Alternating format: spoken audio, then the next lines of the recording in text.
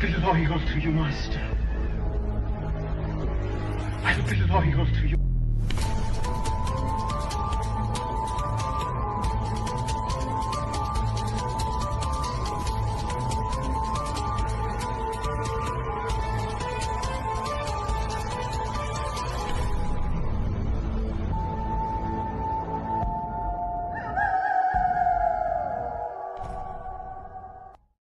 This podcast is sponsored by RealComicBooks.com.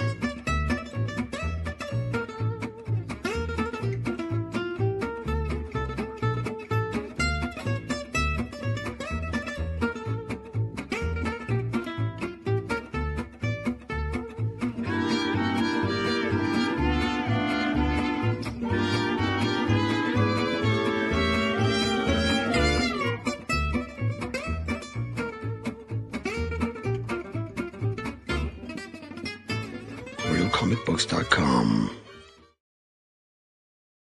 That's right. Hey, everybody. What do we got a show for you? Okay. You know, we always have a good show for you, but tonight is a little special. This wee little lad has brought to you some talent on the screen tonight. As a matter of fact, I just found out one of them, both actually two of them, is their first podcast. And the one of them is my second time on the new podcast, but it's almost like she's a veteran now at this point. All right, so let's do this. Let's get the show on the road because we're limited with one person, and we're gonna squeeze every information from her as much as possible. Let's bring in the best color man in the business. My little Habibi. Oh, there he is. Hello. Missed you, man. Missed you. You know what?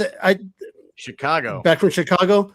The more I see you, the more I realize I miss you. And then you open your mouth, and then I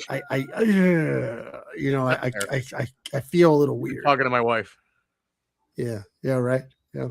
Okay. Then we have the insatiable, very talented writer, Mark Fenton. Mark, my friend. If you guys don't know, nice to be back. Mark isn't just a pretty face, everybody. No, this guy's a talented writer. You should read some of his stuff. And what does he recently have out, Dan? What's the book that you've been kind of reading?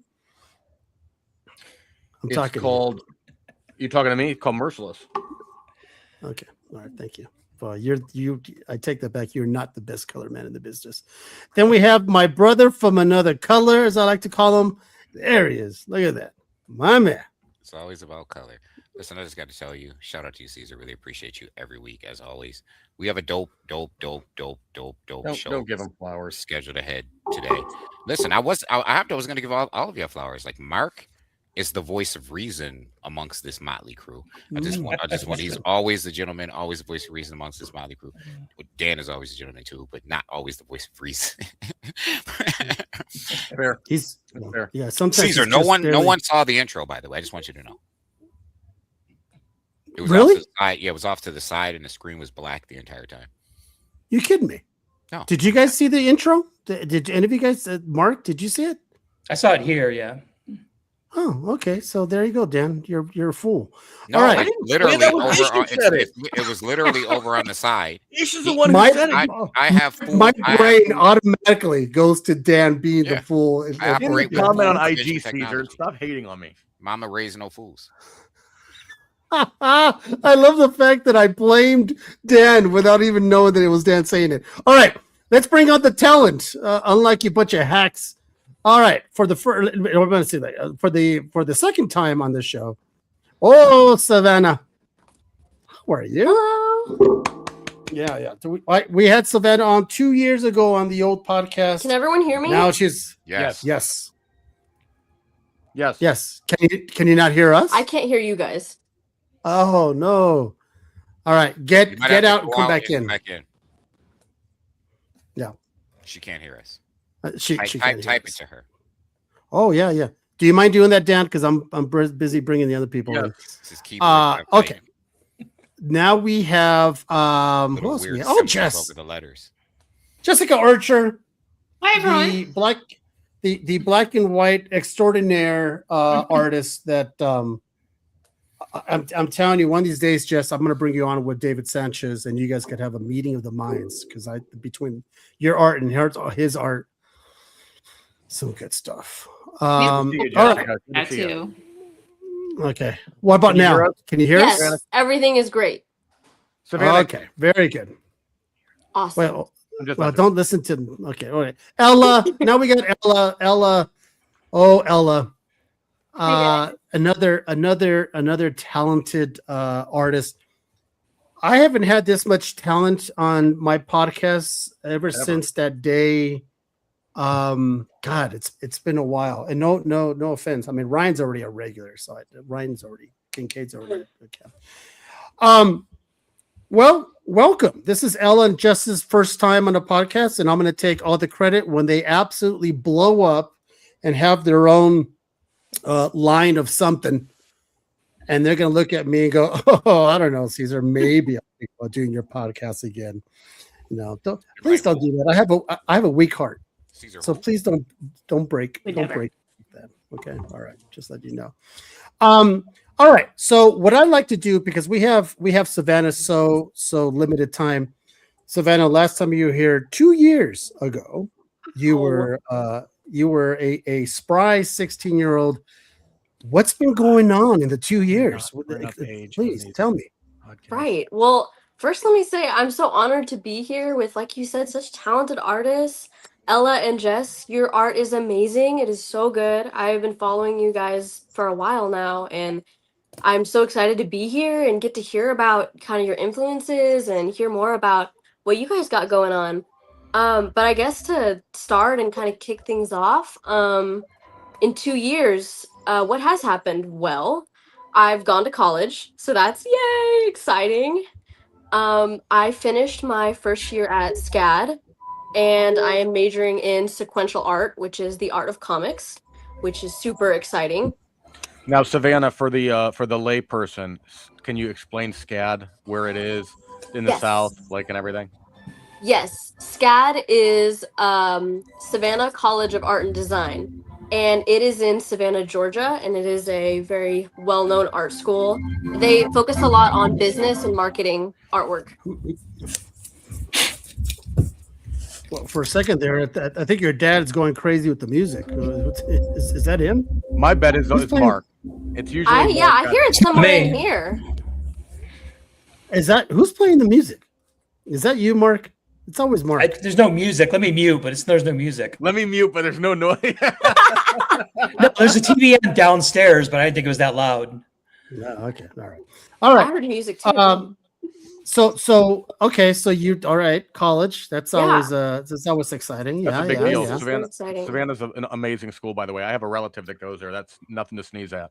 Yes, it is. It is phenomenal, and they work you like a dog. Like you were just cranking out artwork after artwork after artwork. So I'm very busy when I am in school, but it's summer break. Here I am, and my first summer out of college, I am doing crazy things. Of course, I'm taking summer classes to try to get ahead of those credits. So I've been working on that.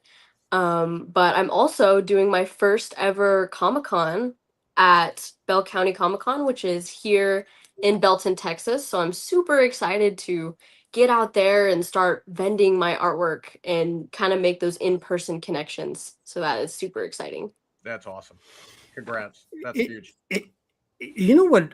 My favorite part about being in this community is seeing the progression, especially on young talent, right? Because when you first started Savannah, I thought you were great, and you are on the trajectory to being fantastic.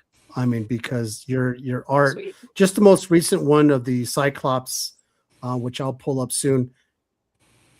That doesn't sound like a work of someone who's just been doing this for a few years. So, I love seeing that, and this goes out to all you ladies. Do you guys look back sometimes and look at your old stuff and go, "Wow, have I gotten better?" Yes. It's Right? it's cringy to look sometimes, but it's a Yes. stone. Do you still have some of like your first work? I mean, do you pin it on your refrigerator wall on a door and going, never again? Pretty much. There's even in like I'll scroll back 2 or 3 years, like back when I first started my Instagram account, and I'm just like, oh man, the anatomy is not where I would want it to be, and the light and shadows is really confusing. Things like that where I just wish was a little bit more solid. But obviously in the moment I'm like, oh my god, this is great. Let me post this right now. So Savannah, you're 18. Correct, I'm 18, yeah. Okay, and you're getting ready to go to your first con as a vendor. Yes. This is So so that's exciting. first of all, that's awesome. Like it's really awesome. But I'm curious to know what are your expectations based on some of the Yes. things that you've heard, some of the things that you experienced. Like, what are your expectations as an artist at your first con? 100%. Well, I have been a local to this Comic Con for probably, I want to say 5 or 6 years. I've been going as just kind of to go and look around and interact with people, buy things. Been going for a while, and I've been wanting to sell art at Comic Cons for a long time now. It's been a dream of mine. And I would ask people, and they're like, you can't do it unless you're 18. You have to be 18. They won't let you in. I was like, well, what if I register under my dad's That's name? fire. And they're like, no, you really shouldn't do it. But I would ask them, well, okay, would you say you've made back like at least how much you bought the booth for? Do you think you're making good connections with people? Do you think that this is a good way to build your business and make connections and reach out with people? And a lot of them would tell me it was really fun, and that even if they didn't make a whole lot in profit, it was worth it because they could network with people and they could meet these fans in person and connect with them. And I thought, man, that sounds amazing. I want to do that. So I guess my expectations are definitely high in terms of maybe networking. I'm really looking forward to talking and making connections with people there and interacting with them. But in terms of like profit margins, I'm happy with anything. I'm happy to just be there and have the experience. That's awesome. That's awesome. I threw it up and I left it, but that Cyclops is the one I was talking about. That is fantastic. Another piece that you did that I really do like as well is this this one right here. It's and this is for all of you three ladies. The hardest part to draw of the anatomy, is it going to be the hands? Am I getting a vote for the hands? If you ask Rob Liefeld, it'd be the feet Or the chest. Oh my god. That's kind of a That Captain America chest, man. Well, What do in you- Marvel Rivals, they kind of look similar though. The Marvel Rivals skin. Oh, well, that's true. amazing. Yeah. So what are you guys thinking? What's your Ella? What's the hardest part for you to draw when you're drawing the body? For me, I don't know. I don't like necks and shoulders. I miss my neck. It's just a weird, I don't know everything else, but I always get hung up on the right neck. Oh, necks. All right. Okay. Jess, what about you? I'm gonna say feet and ears. Ears are really tricky because it's just all shapes. And I just avoid feet altogether. Is why I do portraits. So Rob Liefeld has a how to draw feet manual. honestly, feet are probably the trickiest. Yeah, no, that's why I just stick to the portrait. It's interesting you say that. When Todd McFarlane, who is widely considered a legend, when he was working on Spider-Man, I always criticized Spider-Man's feet, and it was interesting because I don't know, Mark might diamonds. Mark might recall this when he went to Image Comics and started doing Spawn. You never saw Spawn's feet. It was just cape and shadow. Like it's like I never have to draw feet again. In Spider-Man, like it's a requirement, right? Like you see his feet next to his face every other panel. You know what I mean? So it's interesting. A lot of artists go with the feet. Sorry, Caesar. I do have a question for everybody, but I wanted Caesar to continue to. Well, I was going to kind of start with the whole introduction of. I was going to say, who are you people? Yeah, that's so I want to know who you are, and I want you to. So, because I right away jumped into it because I've been waiting for this show for a while, and it's all three of you people. We've been talking about being on the show. I'm going to do a ladies IG comic, or I just got very excited. Excuse me for being excited, but let's go around and I want you to introduce yourself. And what brought you into this medium? Why comics? I mean, you all could have drawn nature or planets or self-portraits or whatever it is. So just portraits. Oh yeah, absolutely. Just so Savannah, let's start with you. What got you rolling into like I think I want to do this? Right. Well, last time, as you said, I was on this podcast about 2 years ago. That was kind of the big question was I remember you guys asking me a lot, are you sure you want to do comics? Is this like, are you all in? Or are you kind of dipping your toe in? And I very much was testing the waters. I was drawing comic book characters, but I was a little bit unfamiliar with some of the stories. I was still unfamiliar with the famous comic book artists. I was trying to figure out, is this something that I'm passionate about? Is this something that I want to do? And I think it was around this year during winter break, I started really taking things seriously. I started drawing, reading more comics, getting involved more in the industry, and deciding that this is something that I really want to do. And I think the big pull for me was I have always loved comic books and comic book stories, whether they're movies or the actual books or anything of that nature. I've grown up watching them. I mean, I'm sure we all have. I've grown up going to local cons and talking to local artists that would draw Spider-Man, Venom, Hulk, all of these awesome characters. And I was like, man, this is so cool. I want to do that. And it was almost like a snap in my head of like, I guess there wasn't a specific moment per se, but it was more just I just realized nothing brings me greater joy than drawing these characters and being able to bring them to life. Like that makes me passionate. That makes me happy. And that to me was like, man, I changed my major actually. I changed my major from illustration to sequential art, which is the art of comics. That's dope. Very cool. Thank you. All right, Jess, your turn. Well, I guess I do realistic portraits. My background's a little bit different because my background is it's always been fine art. And I've always read comics since I was a kid, and it's only been recent that I've started mashing the two together. And actually, not a lot of people know unless you actually go through my website, but a lot of my professional experience is in fine art. So like I've had gallery shows in that experience, and I've been in that world for so many years. And then it's just recently I have kind of dived into the comic book world professionally.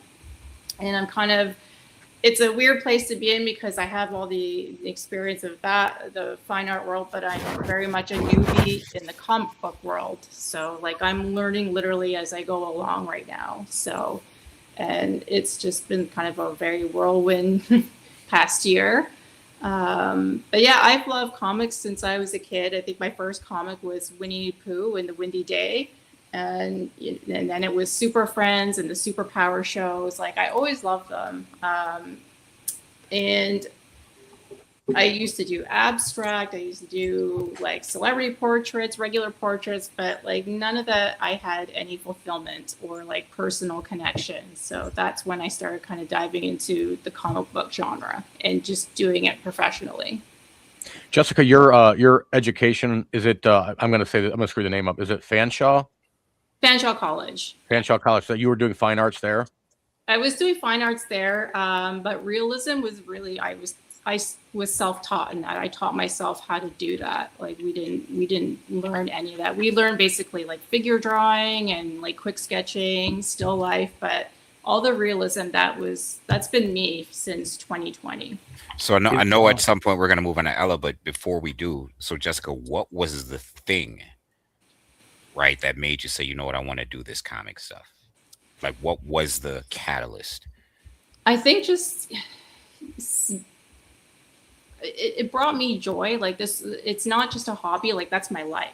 So I'm like, well, I did a couple pieces, and then people started kind of liking it, and I'm like, oh, okay, there's people who are kind of into this. A lot of people weren't really sure about the realism part of it, but they liked the fact that it was like, oh, look at this realistic Batman. That's kind of cool. And then I just started doing more and more, and I was like, you know what? This is what I've loved since I was a kid. Why not just pursue it? And then I've been very, very blessed that it's going as well as it is. Would you consider, Jessica, that I'm not formally educated to know, is what you do, is it considered realism, or is there such thing as like, is there hyperrealism? Is that? So there's three types of realism. There's realism, there's hyperrealism, and then there's photorealism. I think I'm still in the realism, but eventually I want to work my way up to like hyper and photorealism. But that is like, I'm definitely still learning, because those are whole new skills. Wow. It's tough. You see some of the stuff that you draw, and I'm thinking, Yeah. that's a lot of patience. That's a lot of patience. Like I said, we've had all of the artists, because I don't know how you get anything out the door. I would be my own worst critic. I've been really lucky that everyone's been really patient with the commissions because it does take quite a while. Just well worth it. No. All right, Ella, your turn. Why don't you go ahead and tell us a tale? Yeah. So I have no formal art background. My degree is in ecology. Actually, when I met Caesar and Mark in Albuquerque, was really my very first big girl convention. I'd done a few small ones up here in Wyoming where I'm at. But earlier this year, I was still in the environmental sciences full time. I had about an 8-year career in that. And I hardly did any art at all during that time period. I grew up on comics. I grew up on manga. It was my life. He about to kick you off. Don't say manga and anime. You're on a tightrope right now. Look at him. Look at him. He ain't even comfortable. You're on a tightrope. Caesar will lose his shit if you say manga. You got to I use the code word. Back before it was like say bananas. Like, but look at his face. Look at him. Yeah, look, he's already looking at something else. He's like ordering DoorDash right now. Well, so back on the American comics for Caesar. The American comics. He's like, you already did it. It's too late. It's too late. That's it. Last time on the show. Go ahead, Ella. Just like trigger warning. Forget about it. But go ahead. Please continue. Well, I remember like the bookstore in Asheville that I first bought Watchmen from when I was 13. And then soon after was Spawn. And that was a shift from the Eastern style of drawing into really focusing on from manga American comics. It's okay. This show is about you guys. Ella, I want to say this is about if you want to talk manga and your influences, by all means do that. Caesar will grit his teeth. Yeah, some Taco Bell, he'll be good. This is your guys' show. Let me hear you guys. No, you're good. By all means, don't. Clowning Caesar, not you. You're no, yeah. Ella. I'm a huge fan of Calvin and Hobbes, and I think you are as well, right? Yeah. So it's funny. I work with a local newspaper here doing the like old school Sunday funnies, and that's a whole art style. Like it is. If you're good at drawing, that does not mean you are good at doing a 3-panel with a pun and with the, like the setup and delivery of like a Garfield strip. Like that is a crazy skill set that I am not very good at. But it's funny you mentioned that, because I have a whole new appreciation for that style of art after being involved in our paper here. But something Jessica said really resonated with me back when I was really becoming a young artist in my early teens. That was like 2012, 2013, when I was in high school, and hyperrealism was everywhere on Instagram. Instagram had just come out, and the photorealism was like the art style everywhere online. And I was so sucked into that. And that really pulled me away from cartooning and really thinking that stylized art was something I was going to do. And the painting behind is one I did. That hyperrealism kind of mindset became everything. And when I went to go look at colleges, my very poor blue collar family was like, yeah, no, you're not going to do art. So I went into the sciences and just kind of had an 8-year hiatus. And being in Wyoming, for the longer the amount of time passed, I realized there's just a hole in me. Like I can't not do this anymore. And I had done a career. I had done the success in the workforce. I was managing, all of these trappings of a successful career that I thought was my path, because of just that's the path that was supported, that was less fear driven than an art career was.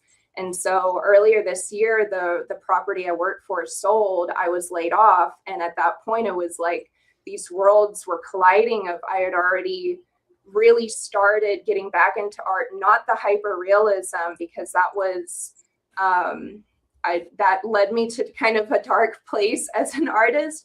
It was comics. It was what I remember when I was 14, that impacted me so much. It was rereading Spawn again. It was all of this stuff as I'm 30 now that had been almost a decade, that was still in me. And so when I met Caesar in like April, I had just transitioned to a full-time arts career in March.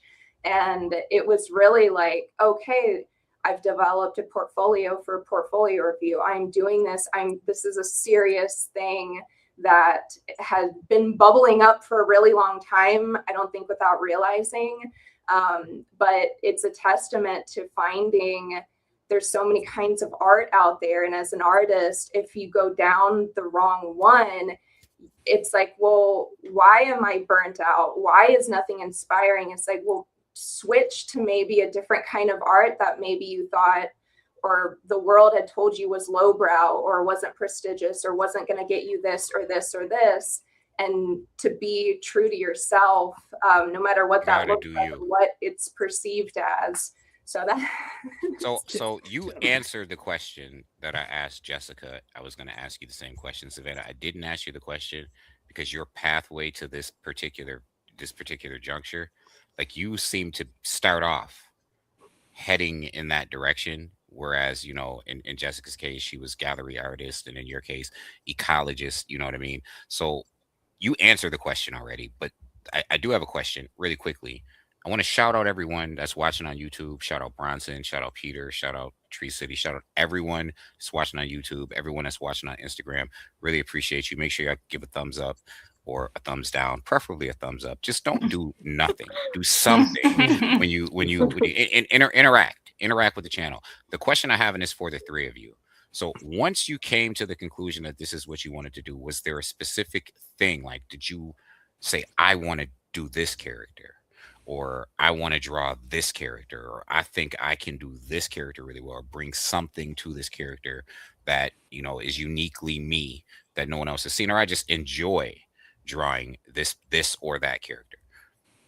And that's for all of you. I think for me it was two things, not just character, but covers. Because when I was a kid, covers were the first thing that appealed to me. We didn't have a lot of money when we were kids, but my mom would, you know, kind of treat me to one comic book. So it was always the covers I looked at. I'm like, which one's most appealing to me, and what I flipped through over and over again. So it was the covers. And then for character, just, you know, bringing the realism to these characters and drawing them the way I saw them when I was a kid, like a Chris Reeve or, you know, a Batman, Adam West, and making them as real as possible. Because to me, like, Chris Reeve was Superman. Like, I grew up with Chris Reeve in the movies, and Superman 3 was actually the first movie I watched with him. And they were real people to me. And, you know, so I think those two things that really kind of shaped my decision to go into this genre. What about the other two?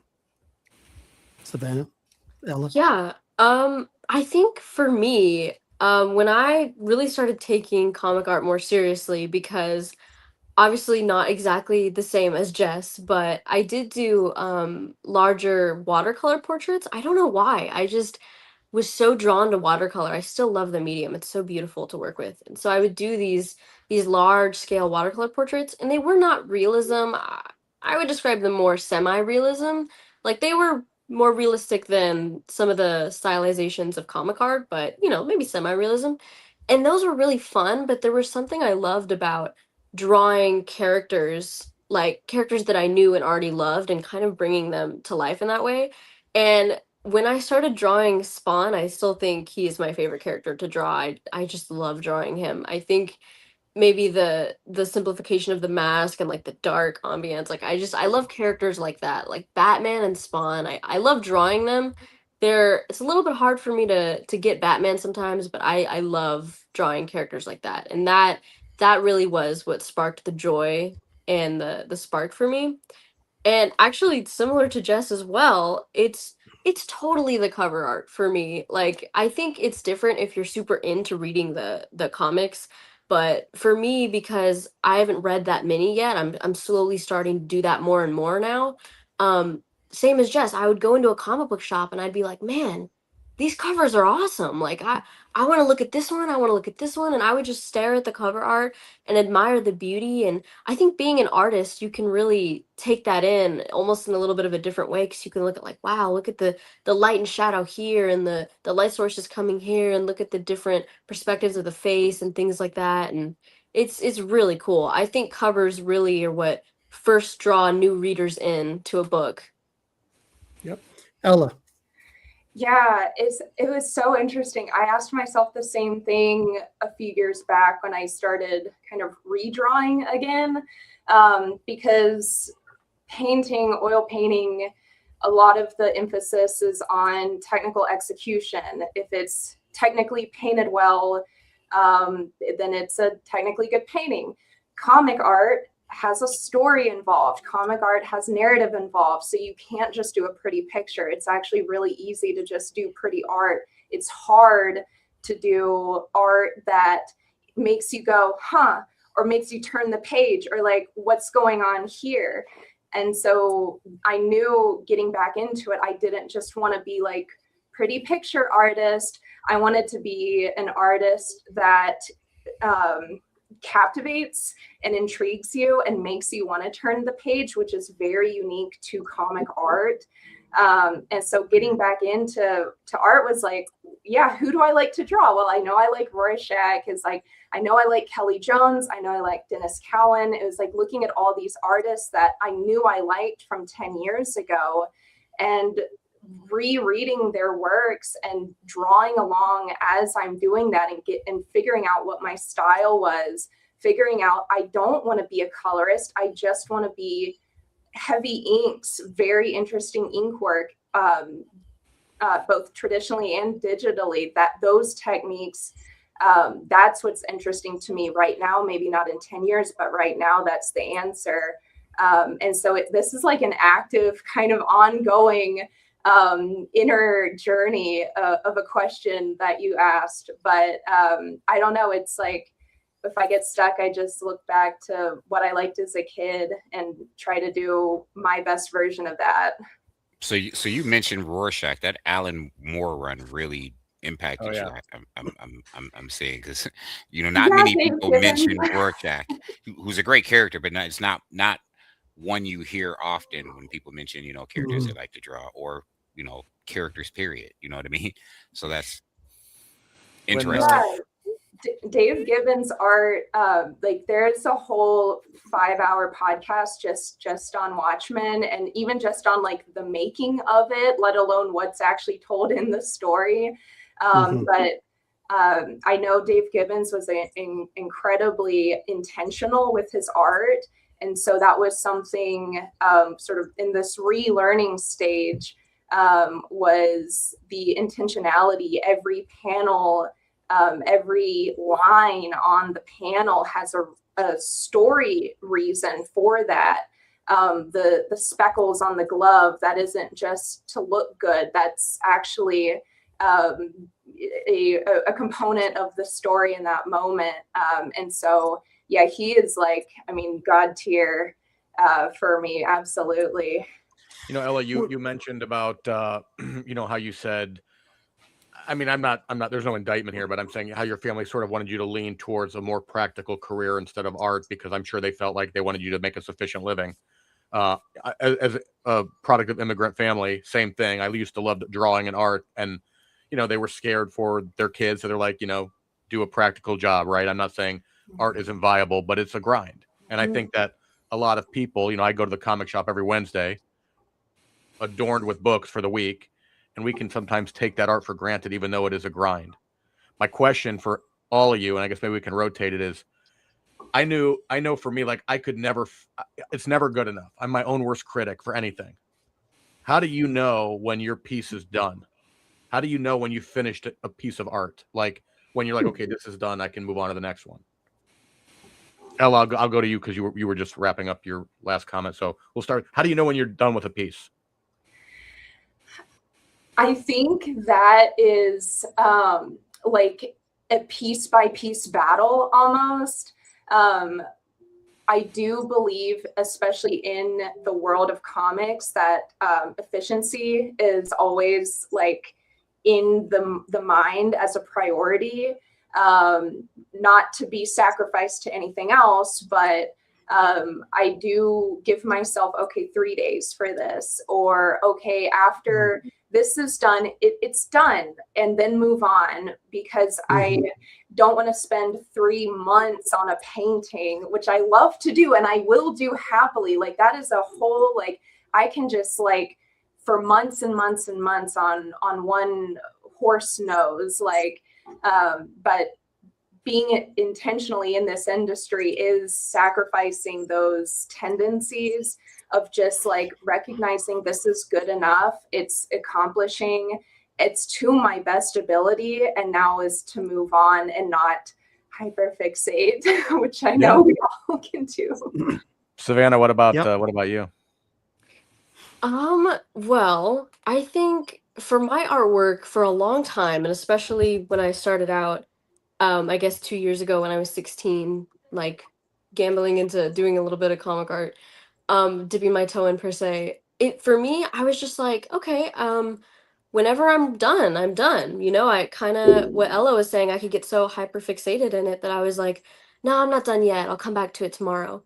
But I think all of that changed really quickly, especially when recently I got the incredible opportunity to do a retailer exclusive variant cover of Diorc. And so I'm currently working on that. Well, I'm done with the artwork, but it's in the process. going to make an official announcement soon, and I'm really excited about that. But that was the tightest deadline I've ever had. It was very quick. Okay, here's the concept art. Here's the sketch. Here's the inks. Here's the colors. And I'm sure Jess can attest to this too, because she just put out an awesome cover. So you guys should go check that out if you haven't. But yes, it was a tight deadline. And so that was kind of like, okay, I have to submit the final art now. And maybe I wish I could do a little bit more, but I just, at some point, you just got to be happy with it and say, okay, we gotta move on. But that deadlines make it easier to kind of say, okay, we gotta move. Jessica, Yes, what that about is the awesome cover. what about you, Jess? How do you know when you're? I mean, like I would never get this out the door. So there's two things that I do. So when I'm actually, the first thing is when I'm done a piece, I'll step away from it for a couple days and then go back with fresh eyes. Because when you're looking at something and your eyes are tired, like everything looks ugly. So I usually step away for like 2-3 days, go back to it, and then that's a good indication if I want to tweak something. And then the next step I do is I hold it in front of a mirror. So you can see everything reversed, and everything that's wonky will be very obvious in front of a mirror. So if things look okay in a mirror, I'm good. That's interesting. Yeah, So- let me tell you. Go ahead, Ish. Go ahead. So Peter has a question. Oh yes. And I'd like to add to the question. Could you put the question Peter put up? And I would like to add just my little. So at the end of that, do any of you guys consider storyboarding, or can you storyboard it? Is that something you're interested in? To add on to Peter's question. I don't see myself doing storyboarding, just because I'm learning concept art right now, and that's kind of like my big challenge. So probably not for me anytime soon. But I'm starting to keep a journal of concepts specifically for covers and storytelling. So maybe one day. and what is your answer, real quick? Do you have the aspirations? Marvel, DC? You want to start your own? Is there something that jumps out? I would love to do obviously like a Batman cover one day, but I'm pretty happy with some of the stuff I'm doing right now, which is it's pretty like a dream come true. I'm doing another exclusive cover that I can't share just yet, but it's pretty exciting, and I'm happy to be doing some of the characters I'm doing now. And how about you, Ella? And if you could answer that question, DC, Marvel, stick with the indie. You want to start your own? Have you ever thought about storyboarding? Well, so at Albuquerque, I had a portfolio review, and some magical things happened. So more to come in the future, but like, I mean, it's very emotional just thinking about it, because it's related to very deeply personal characters I grew up with that I'm drawing now. And so very exciting things to come there. So I will say that my mind can't go beyond what's happening right now as far as dreams coming true. But I would just any other character, I guess the question, I love the question and need more, both of them. And as far as storyboarding, I'm dating a former storyboard artist. And so I've gotten to kind of see what that is like. He's a friend of the show too. He's a friend of the show. Yes. We love Ben.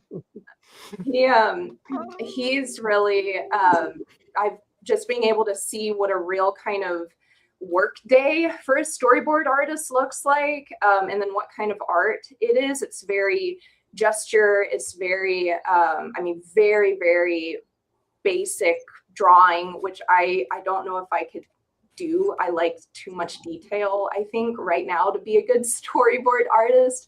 But it's awesome because if we're working on something together, he's doing his own comics imprint.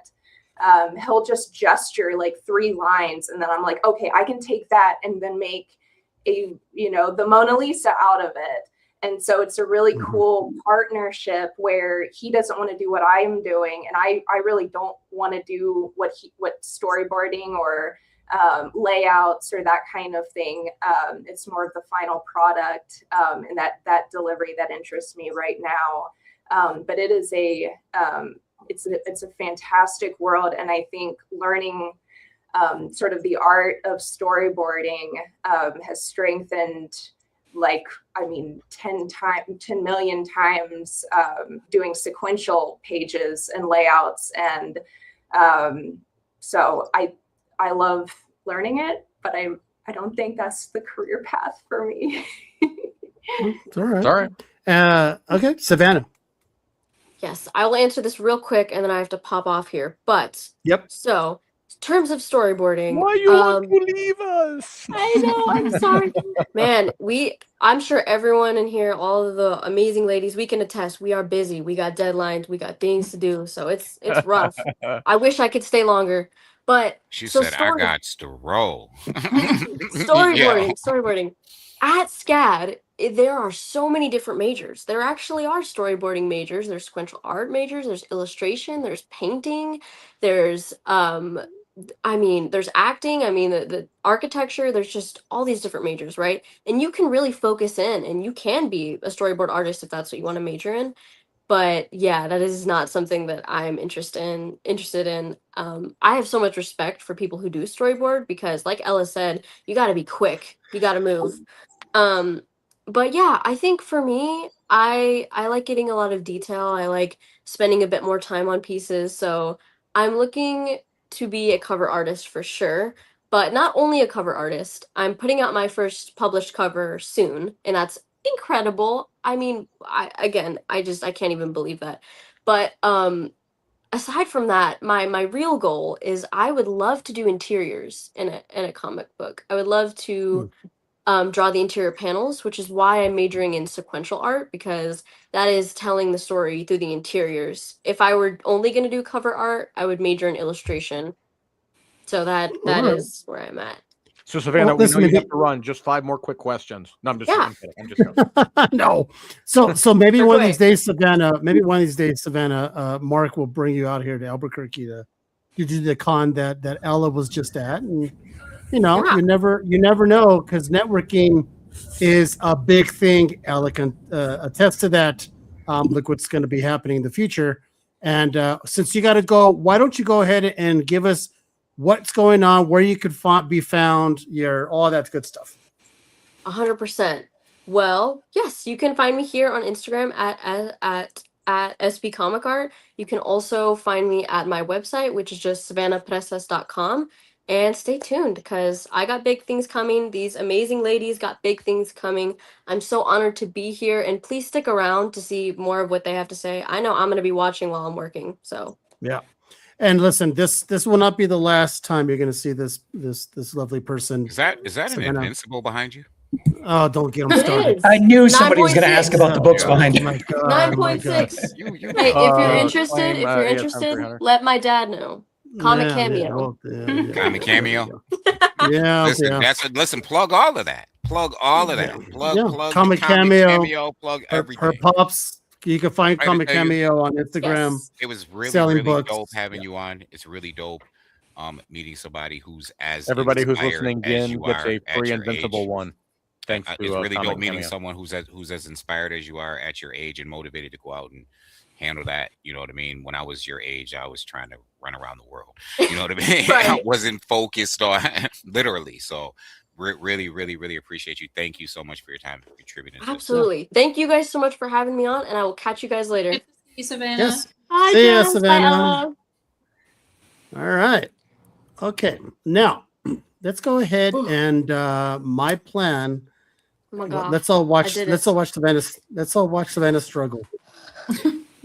Savannah, you got to get off. I can still hear you. You got to leave. This isn't like the old days where you mute the phone and act like you're not on the phone. Yeah. You still see the Yeah. box.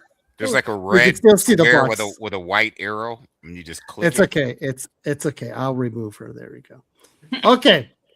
Let's do this, because I am I want to show some good stuff, because I'm not kidding when I say that we got some talent on here. Whether you follow them or not.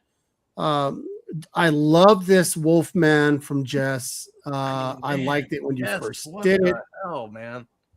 When you first did that, I was like, this is some good shit. You know, Jess, that's really not that great. You should just send that to me and start over. No, God, That's the worst a joke year ever. to do. Wow. I mean, it's Really? a good try. Just send that to me, and I mean, you can always start again.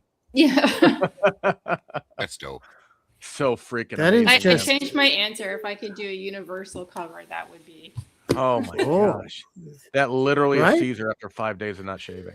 You mean like You know, Universal with- Monsters, the Image Comics? Oh gosh, yeah, I Tiny would Onion love. stuff? Yeah, like the Bride. Oh my god, I would love to do a Bride cover, but Now, what about EC Horror? Would you do something like that, like the current EC Horror stuff?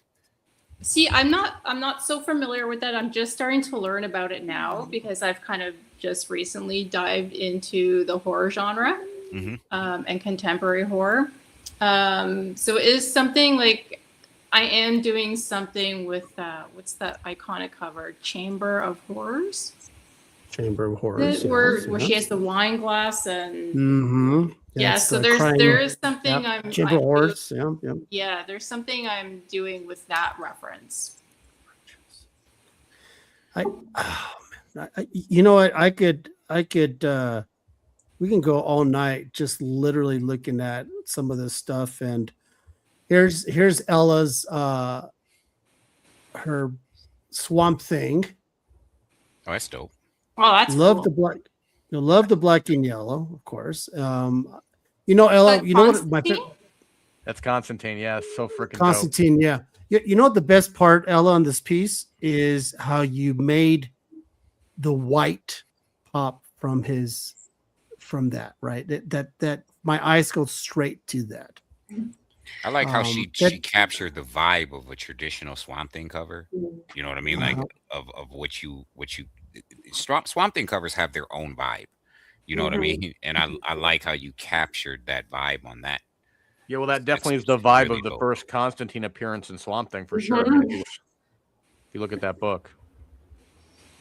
Oh man, I'm telling you, I could. This is forever because you Now, guys. that was you a guys- commission.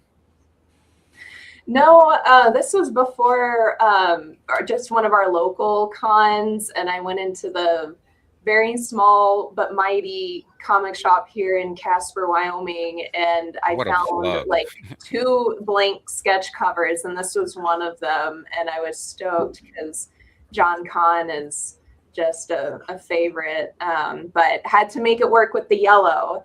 And then when you're doing Swamp Thing, it's like, well, what's your version of Swamp Thing? You know, Bernie Wrightson's got his. He can be like macho and buff if you want to do that. And so it was like, yeah, what's the vibe? What do I want to do? But that was just for funsies. Those Wow, are cool. so I just saw that Wolfman and then follow that Swamp Thing. Like, you guys are really dope. This is the first time I'm seeing this stuff for the first time. I don't do homework. No, he doesn't do homework. I don't even pay attention in the chat. I mean, Ella. When I met Ella, I have a buddy of mine, Joey, who's an avid watcher of the show. He cleaned her out. He made her night. Joey bought some OAs, and he later told me, you know, out of all the pieces I bought, now mind you, he bought a lot of pieces, and Mark could attest to that as well. He says my favorite pieces are the pieces from Ella. Now, Mark And, Fenton has a question. I do. What? Yeah, you do? because you're just too quiet. Oh no, I had to mute because I think the TV's down now. But yeah, no, I muted just because. Oh, that's cool. Look at that.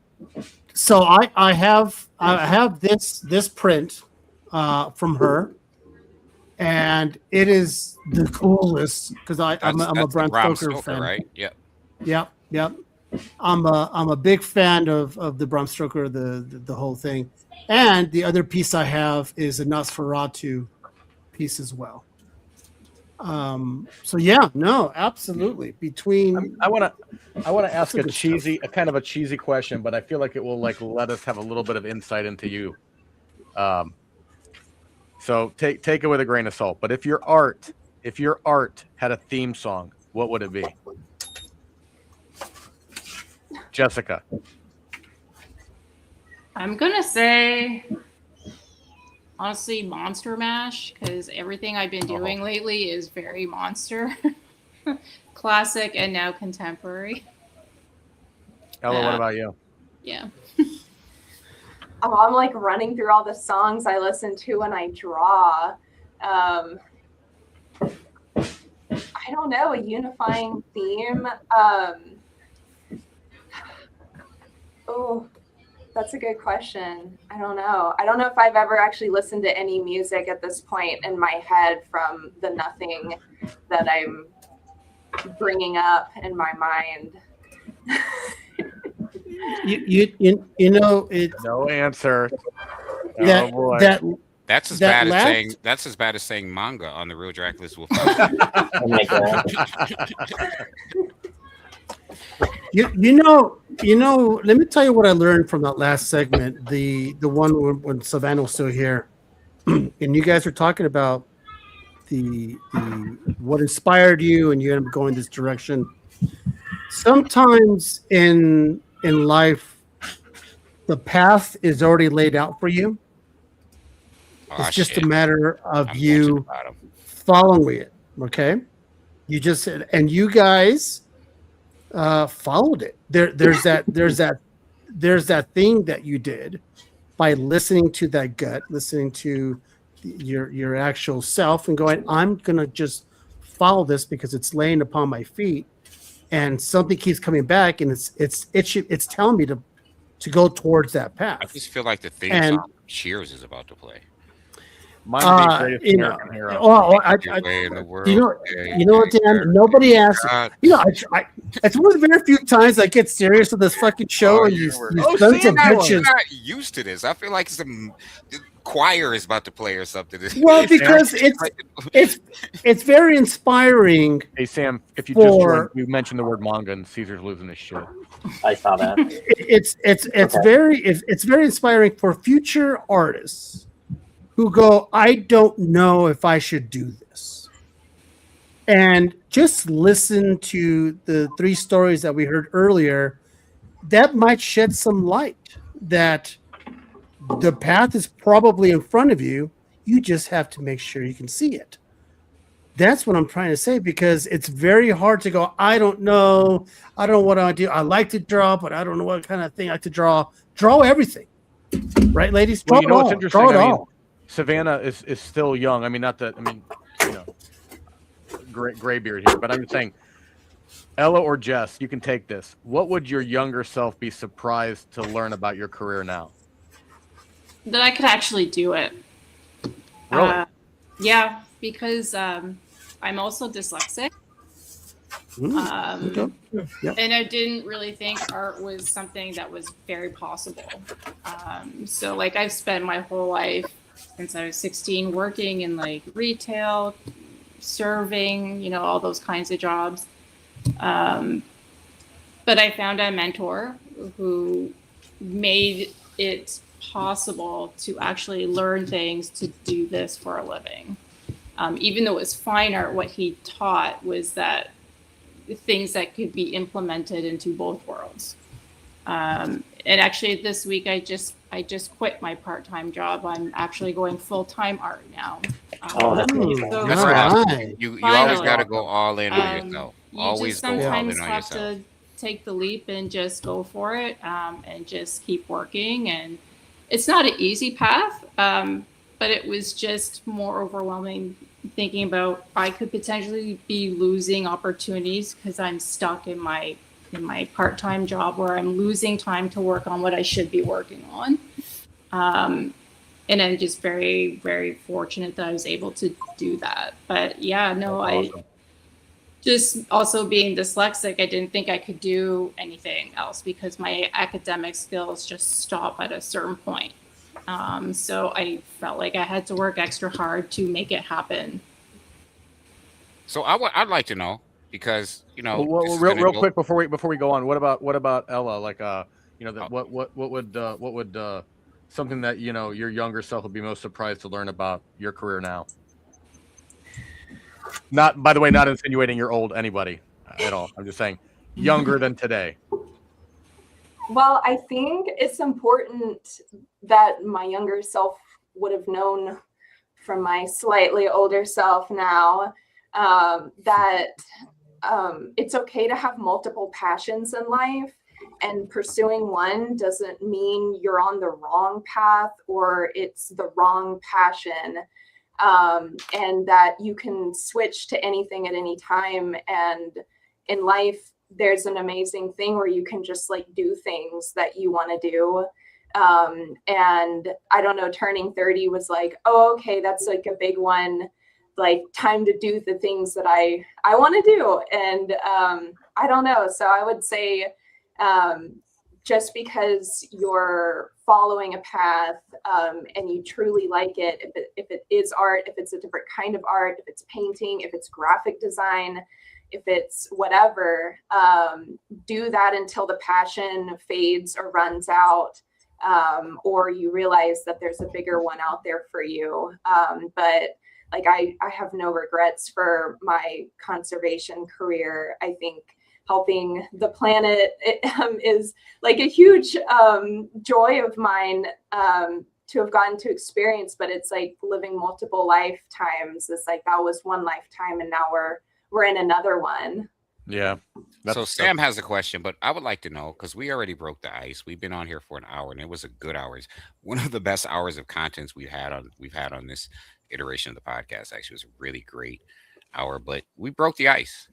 It's broke. I'm in the frozen pond. I'm in the pond, and I'm gonna chill there. So I'm gonna ask you both a question that I'm curious to know.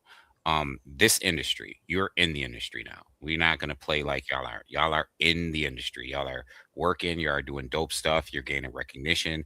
You're putting your stuff out there, and it's gaining traction, which is really cool. So I would like to know. It's a two-part question. What do you love the most about being in this industry, and what do you dislike the most? Oh, start with the dislike though. But yeah, we're done with the violins. Let's pull out the electric guitar. And then Sam has a question because we also need to know, what do you charge for your signatures and stuff? Because Dan has this thing. Oh, god damn it! If you're charging too much, man, he's not gonna. He's gonna unfriend you. Listen, we're gonna go there now. You brought it up. We're gonna go on social media just to unfollow you. So terrible. Look at Mark throwing me right under the bus. No, but seriously, what do you love the most? And I say that because I want to put the bow on the present before we tear the wrapper off. And so what do you love the most, seriously though, about being in this industry? And aside from the stuff that is standard, like just the opportunity to, like, what do you really love? And after you respond, leave me time to respond to Mark's comment. What is it? What is the one thing? You don't have to go down a list that you don't like about the industry. I mean, the things I love, I think obviously what I'm drawing, because it's stuff I've wanted to draw since I was a kid. And honestly, it's the people, because all of us love this stuff since we were kids. And I have yet to see a super negative side to being in the industry. Everyone just has a love and joy and passion for it. And I've been grateful I haven't seen that negative side of the industry. Everyone just loves what they do. And they made Peach crawl under a table. I just want to throw it out there. Yeah. Like that happened. I'm sorry, go on. Not trying to scare you. No. It happened. What about you, Ella? Do you feel the same way? What I like the most about this industry, I might go pretty deep here, because that's a big question. So I would say, from my experience and from seeing other people's experience, that the medium of comic books can be like truly life-saving. And when I was very alone growing up and these stories were, a friend during dark teen times, and knowing other people who have had similar kind of resonating experiences with just a comic book, being able to be on the artist side of that before, where I was just reading and having experiences from an audience perspective, being able to maybe one day it'll be my art, like that. Like there's nothing more in life to me than that. There's nothing deep. I think that's amazing. But you didn't tell us what you don't like yet.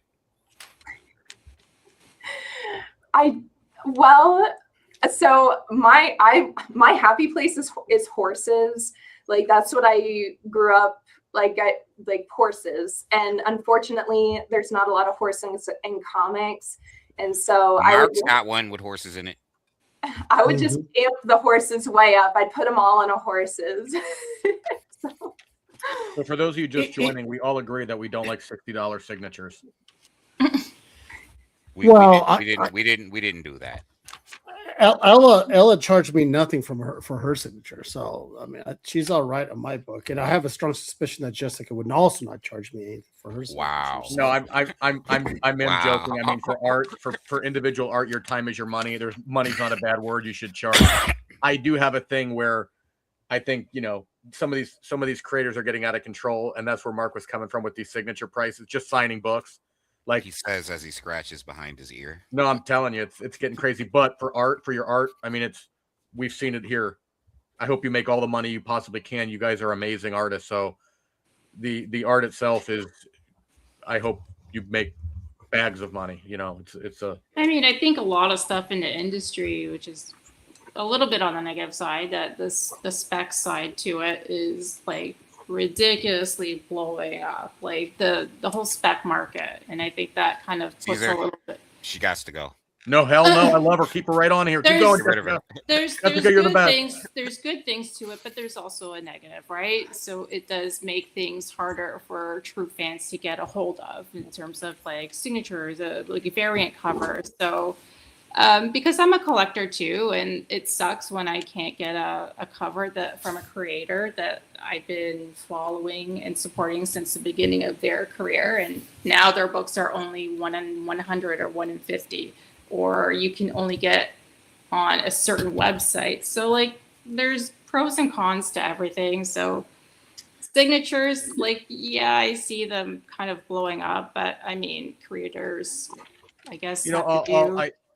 I do get it. Like, you have creators coming into cons, traveling, they incurring expenses to be there. So I do get it. I do get it. It's a tough argument and a conversation to have, because you never want to impact anybody's pocketbook and their livelihood. So I get it, but I will say, I'll leave it at that. I mean, I don't know if there's really a good way to wrap it up, but I would just say, sometimes you get a price and it just feels a little icky. Yeah, we doing this again, man. No, you know what? Brought it up. Every week we do it. So I'm coming in late. It's nice to meet you both. Looking at your Instagram, like your work, both of you are very different from each other. But I'm so happy that you're both experiencing such success. Jessica, I see you're working with Gotham Central. I met their owner and have talked to him quite a bit at cons. He's so nice. So that's an amazing partnership to have. So congrats on that. Thank you. When you both think, so your collectors, your readers, what are those things monthly right now that are just like grabbing you from like I have to read this standpoint? And then, like you said, you're a collector too. Are there particular artists that you're like, I need every single cover? Oh yeah, that would be the Mark Spears. Like, I still buy the blind bags. Like I literally just when his book comes out, I'm on League of Geeks and I check off every single cover that he puts out. He's got the cool Jaws covers coming out tomorrow. Yeah, it's on my pull list. And then I think there's another blind bag coming soon. Yeah, he has a new horror book coming out. I don't Yeah. know if I'm gonna go in the rabbit hole with that one because his Halloween ones and the winter ones, like Gotham Central, like they bought a crap ton. And I'm pretty sure I'm the one who cleaned them out. That's one of the things about this community. Boy, can you go down a rabbit hole? Holy shit! Right, you can go down, and it's an expensive. Can be an expensive hobby. I mean, just look at Dan. I mean, they don't have dinner, but they have like 12 books to eat every fucking night because he spends all those he spends all that money on daily pools at this point because he just goes in and just grabs everything. I do. I love to read everything and anything I can get my hands on. It could be indie, it could be Marvel, DC, it can be manga. I mean, I consume everything, but. Can we? I want to circle back. Hold on. Ella didn't answer. I wanted to go to Ella too, so that when she's done with that, I want to ask her a question. Oh, that's like easy. I would say so. Nicholas Draper Ivy is like God tier to me. When he did Batman Beyond Static, the just cover recently. inside everything. When he did Static season 1, I follow him like daily. I'm checking to see. Dennis Cowan is very cherished to me. His lines, the question, everything with Milestone. He's again God tier, and anything he does is like a no-brainer. So those two are. Oh, and Jason Sean Alexander. Again, anything he does, I don't know. Our favorite, Tish. Oh yeah, Philadelphia. Stop it. You know, before we move on to the next question, Ella, I wanted to tell you I think there's a personal goal, whether you're not looking for it, but there's going to be a certain feeling you're going to get when you have that one person approach you and say, your cover helped me through some tough times, right? That's when I think that's when you hear that, you're going to be like, I'm there. I get it. I did it. Right. I because you did that. You had certain books that help you through tough times. And one day that one person is going to return that favor to you and go, your cover helped me. I stared at it, or I looked at it, or I admired it, and it made my mind go somewhere else. Right. So I think that day will come for you. And I think for any artist, even for you, Jess, if someone says, my God, I just didn't know, but when I saw your cover, that's the cover that made me want to be an artist. And I think those, like someday some kid's going to say, I saw your podcast and I decided never to do a fucking podcast in my life. Yeah. That ruined me for all podcasts. Right. And I'm going to say, you touched my heart because I actually made a difference in someone to make it a stupid change your whole path. life trajectory. Oh, fantastic. I will take anything. Hey, tell us a little bit about the magazine, the yearly magazine you do in Wyoming. You were telling us about, it's called Strange on the Range, and it's about local Wyoming artists. Can you tell us a little bit about that? Yeah, it was so cool. In Albuquerque, I was invited to talk about it on one of the panels, which is my very first panel ever as an artist. But when I was getting back into art after 8 years of not, it was this kind of entry point where the magazine is, it's an anthology style. It's community submissions. I just do the cover, but it's filled with everyone else's pages. So it was a way I was meeting other artists.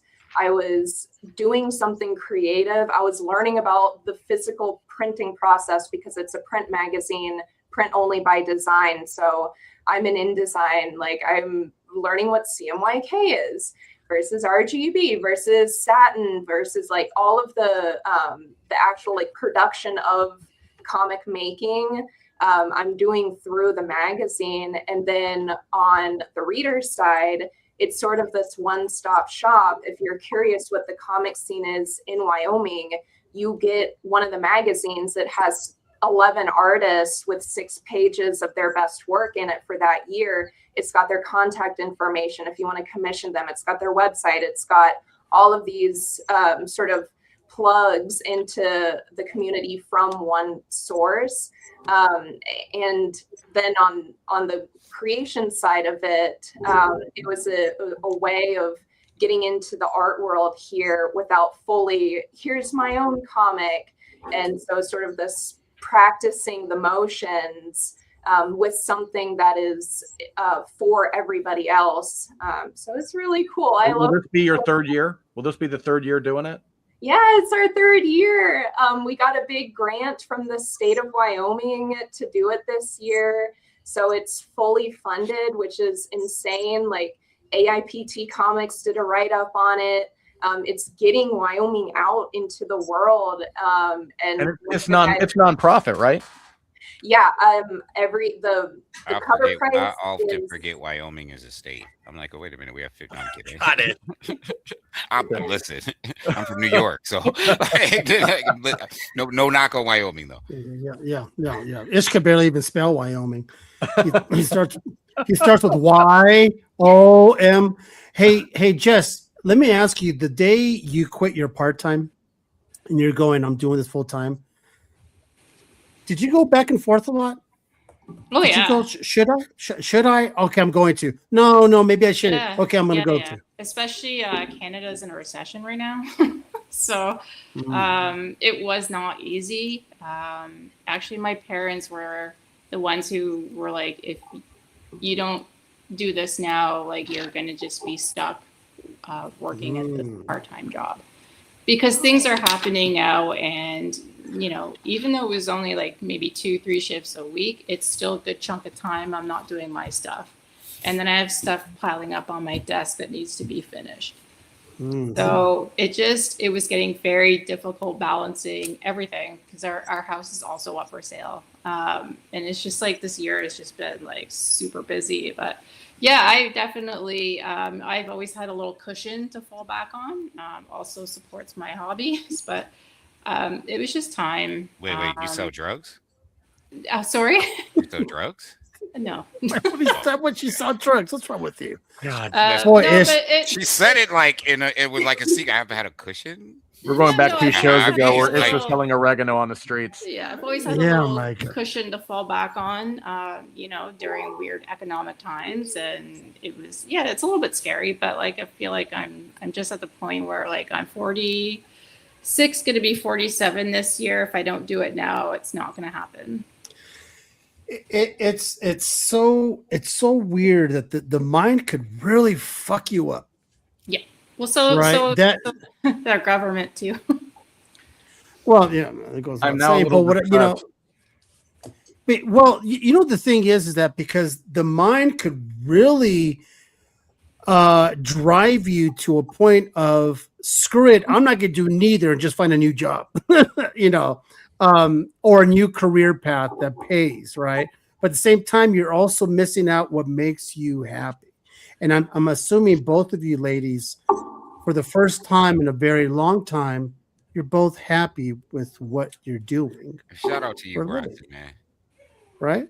Yeah, it's been a long journey. And you too, Ella, right? I'm assuming that you're in a good place. You feel like I'm in a good place right now, right? Yeah, and I'm dating someone who's doing something very similar to me, but we're in different worlds. And at no point was either of us like, oh yeah, no, you should take the higher paying animation job, or no, you should actually stay, so it's stable. And like we're both like kind of flung into this comic industry unknown, and like, but there's so much love behind it and faith in each other, and like that alone will take you through life. So there's 5 regular panelists on here right now, and 3 of us would like to know, what's your favorite manga? Berserk. You're good, and it's okay to say free rent. All right, get out of here. All right, that's good.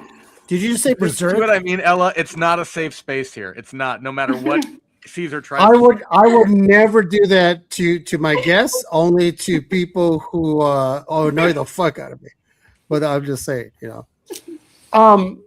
Listen, I you guys don't know this, but today I actually quit my job to do this podcasting full time. But next week we won't have a show because I'm gonna have to sell my laptop because I don't have any more money. So it's not a good thing for everybody, right? But kudos to you guys to follow your dreams. Dan still works at KFC. Can I just throw something out here though? I mean, good. Let's. I will say this. There's nothing wrong with following your passion. People, life has a number of different paths. Not to be preachy, but for all the parents out there that are like, I want my kid to do a practical job, I think the best thing they can do is just support their kids in whatever they end up doing. Because if you do what you love, you never really work.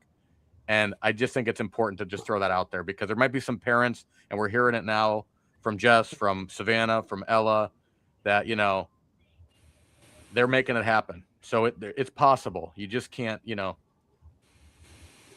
can't shoot down people's aspirations and dreams. Let them follow their dreams, and hopefully they get to what they want to be. It does help, even to if it's support, working at KFC, right? Caesar. It does help to have that support, right, ladies? I mean, if you have that strong person behind you or strong people behind you to go do it, we got you. Go do that thing, and if it doesn't work out in a year, you're more than welcome to just, Did you both of you guys give yourself time limits? Like if this does not happen within a year or two, I'm gonna just start something else or do something else. I did not give myself a time limit. It was pretty much you need to make this work, or you're going to be stuck in the jobs that you hate for the rest of your life. Preach. This time. That's how. Good for you. That's how I looked at it, and that's why in 2020 I got a mentor to help me with the business aspect and the marketing, and learning those two things were life changing. Mm-hmm. One of the things that's always been important to me, and this is why I'm inspired by what you're saying, based upon, Caesar, what he asked you is, for me, it took me a while to get, I'm 51.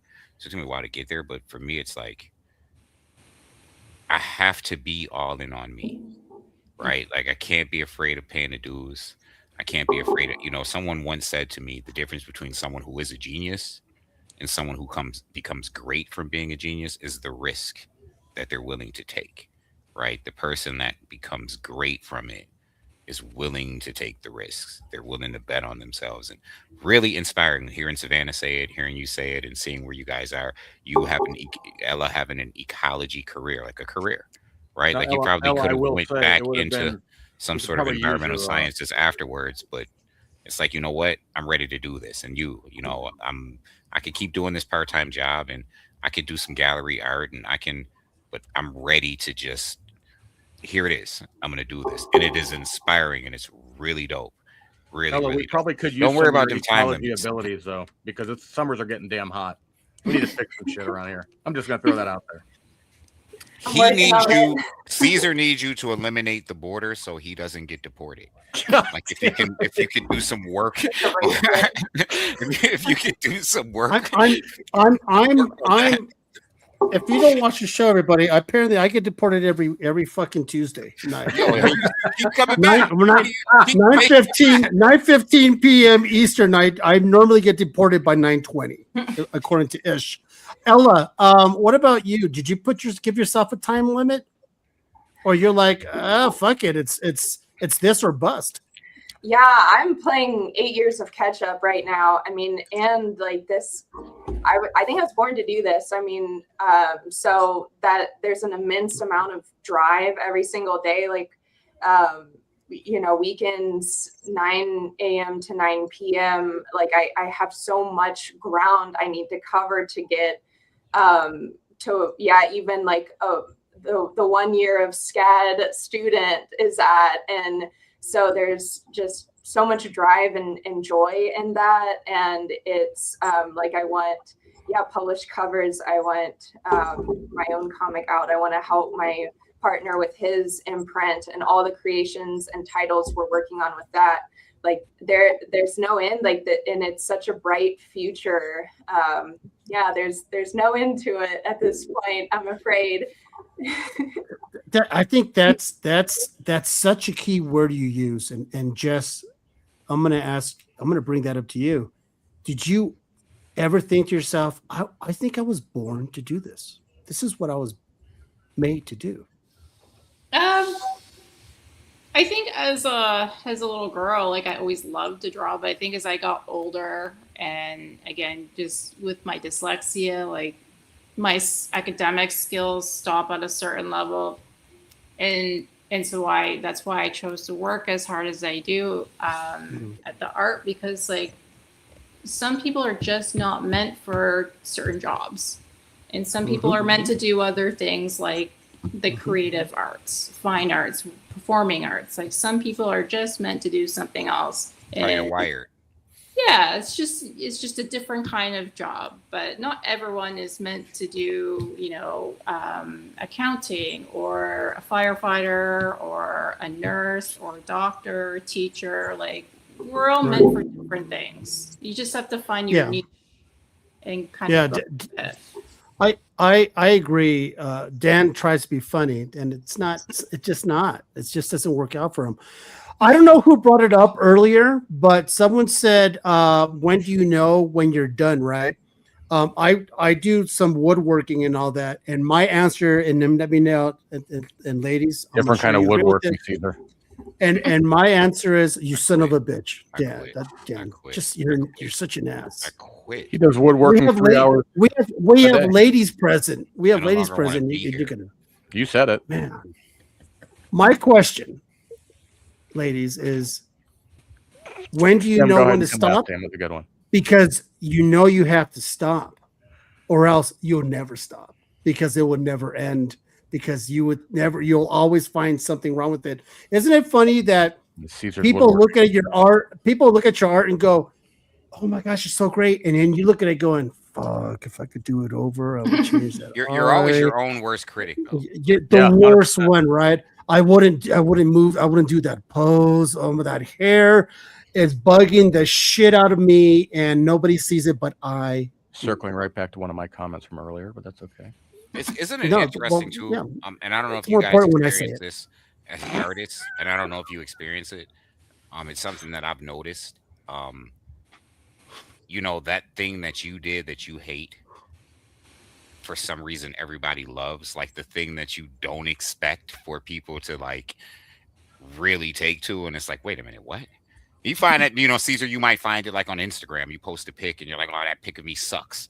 And everyone's like, oh, Caesar, you look really good in that pic, or what have you. And it's really weird how things work that way. Do you guys experience that as well? Do you ladies experience that? Yeah. If I try some new stuff, and it's just, very, very experimental, and then people end up liking, I'm like, oh, that's not so bad. Okay.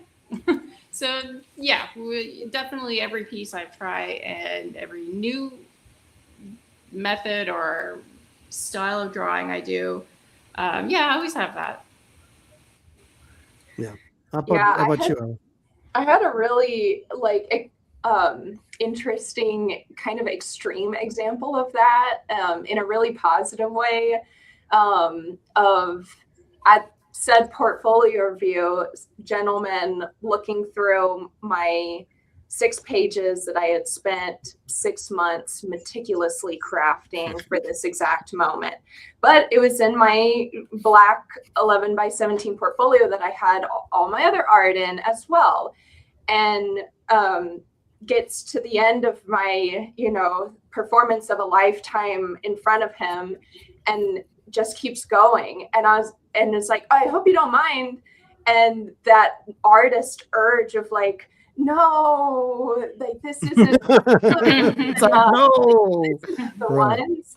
And like page after page was like, this I love. Like, I want to see this and this and this one. I don't know what this is, but and deeper and deeper and deeper. And it was like that moment of like letting go of like destiny itself, of and having such a positive experience of showing art that I would never have shown otherwise, and that helping me get to the end of everything that happened, which is very positive. But some of the pieces that resonated the most were just not intended for that at all.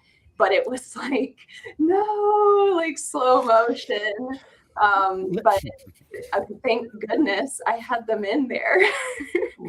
let's not forget that a lot of this would not have happened if it wasn't for the gracious Mark, who actually called Ella. Hey, I'm going to start asking for a cut from people, because I can tell you that at least 10 people have gotten comic work that have come to the show. So I'm going to start asking people for a cut. Yeah, there you go. And You know because what, I know that's the Mark, great I'm thing going to get a about cut. Caesar. I will give you a little bit of a compliment, Caesar, because that's one of the great things. You know, you have these shows, we have these great creators on. Number one, they're some of the best shows we have. Number two, if it gives them visibility, all the better. I mean, I don't know if they need it. They have amazing work and it precedes them, their work. But if you do get work from it, that's amazing. Well, I really hope it. I hope it happens. Here's my question: what are those properties that you're like itching to work on, and either work on, or what are you always hoping for someone to be like, "Ooh, I want to commission you for this property or this character"? We already asked that question, Sam. Oh well, Jesus, I wasn't here. You're on time. And Oh if my it's a God. manga, you can speak about it. Oh, Sam. Yeah. Thought you were All right, listening well- to the show. I know. I'm literally taking care of 3 Yeah. children and Oh, that packing one up. again. Oh, yeah. Sam, you know what? Don't be afraid to speak, Sam. I love Children. you. And you know what? These guys I'm are ganging up on genuinely you. interested in what they want to work on, and you're talking about So them getting work out of this podcast. How about- Remind Okay, people okay, go what ahead, you go want ahead. to- Well, how about we change the question a little bit? Change it up. Is there a specific writer that either one of you would love to work with? There you Oh, go. that's Can you that's just smooth. say- there we go. That's smooth. Mark Question. Fenton is a writer too, by the way. Yeah. Yes, a very good one. I'll never read any of his stuff, but he's a very good writer. Jess, what do you think? Is there someone? Let's start with you. Particular writer, you're like, you know what? I'd love to work with them. I think there would be two. I think James Tynion. Mhm. All right. Mark Spears. I'd love to do a collab with him. I think those would be like my top two. All right, Ella. Yeah, living writers, my mind is like going to, it's like, wait, I think that was from the 50s or the 60s. That's okay.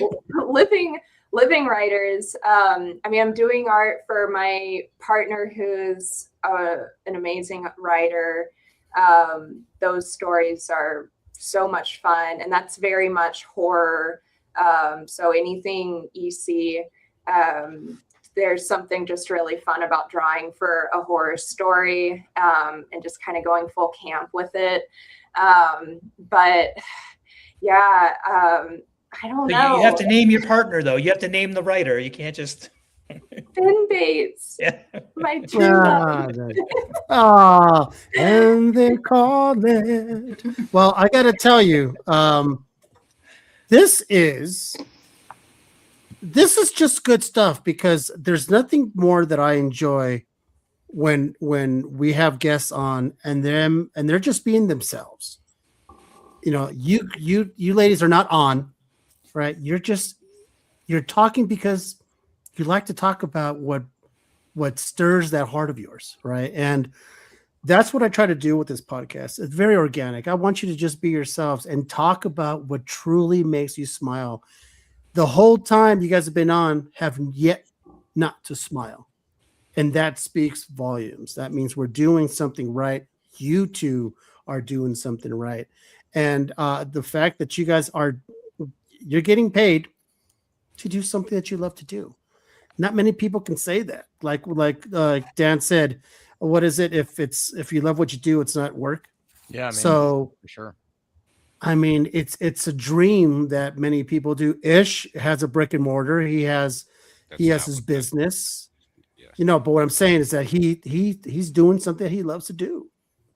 Same with Sam. You know, Sam has a full-time job, and he also has his comic stuff on the side. Mark loves to write, and he's doing his due. Dan is just Dan. He's just there, just rotting away like a bad banana, But do you guys have an opinion? Like, do you guys have a creative opinion that would annoy other artists? I mean, do you have a belief? Like, I don't know if it's something about a process or a belief about like your style or a style that your opinion you think would probably annoy other artists. It's kind of like a curveball question, but maybe you like AI. Oh no, I'm not, definitely not into that, but maybe not so much creative, but I hear a lot because being an artist, social media is that's part of your job, and a lot of artists do come to me, and and I hear all the time, especially on social, no engagement. So like my biggest thing would be, which annoys so many people actually, if you want engagement, you have to give engagement. Engage with your community. That will do wonders for your socials in the long term. And because people what they're still doing is, especially artists, post and ghost. But like, you make the effort to respond to every comment, reply to every DM, take an interest in who you're following, which I'm pretty good at, because I do take an interest in usually a lot of my supporters. But reciprocate it, and that will take you so far with your online and your networking online, and just builds good community relationships. But like, it also just creates organic reach, I think. And I've had those conversations, and it does annoy people. So I think you're very engaging in the community. You're active and it's appreciated. So It's amazing. What about you, Ella? What is a creative opinion you have that you think would annoy maybe other artists? Maybe annoy is a strong word. Like the insufferable artist with the beret opinion. I don't know. Mustache. Berets. Well, I don't know. I feel like I've said some pretty strong opinions already on the show that might come up. No, please. Nobody watches this show. It's been pretty tame. I would say I don't know. I'm a fan. I'm like a comic fan. So I dress up at conventions, and I've heard oh, well, don't dress up, wear a black t-shirt and pants because you want to be perceived as a professional, and 100% agree with that. I'm there for work. It's a job. It's an industry. I'm there on the side of professional now, but I love just dressing up in costume also. There's so much fun in that, and remembering that I'm a fan also, I think helps keep things sustainable. And it isn't just serious clock in, clock out. There's so much more about this world that I don't want to deprive myself of. So hell yeah. It's like Dr. Seuss, right? You are you. It's truer than true. There's nobody else that's youer than you. Is that right? Be yourself. Hell yeah. Yeah. That's the first Dr. Seuss quote of 2026 on this fucking podcast. Thank you. I make IG clips. So let me ask you guys. Son of a bitch, Dr. Seuss. He just completely threw me for a loop. It's fucking Dan. Dan's worthless. Dan is worthless, man. I swear he's just, I don't know why we have him on the show. Yeah, you don't want to lose who you are, right, ladies? I mean, that's why you are who you are. And if you want to dress up one time, a couple times, do you dress up a couple times? Big deal. God damn you, Dan. Okay. So listen up, ladies. We've been wanting to ask. I've been wanting to ask you guys this since you guys started. Are you getting that vibe of, I'm a female, I need to work a little bit harder than Joe Blow here, who's the male? I wanted to lead with that. Let's just go. I know, but the reason why I'm asking this now because we have me back. We could basically fill the rest of the time because my past podcasts, we've had female artists on, and they had no problem saying yes. As a matter of fact, when I asked that question, all of them answered just about the same time, yes. it is harder to be a female artist. Your Honor, he's leading the witness. I'm sorry. So, go ahead, ladies. Who wants to jump in? Well, I can start off with saying, because I spent like a decade working in agriculture in Wyoming, and like I wasn't just, an intern, like I was land manager of a 640,000 acre ranch, like cowboys and the Marlboro Man, as we all know it, that I love they were it. writing I up love really it. on I the- love it. like Marlboro Man. Like, yo. like this is like masculine Wild West, and I'm like a 25-year-old girl put in charge of everything, and like the amount of just kind of things I had to deal with at work through that experience.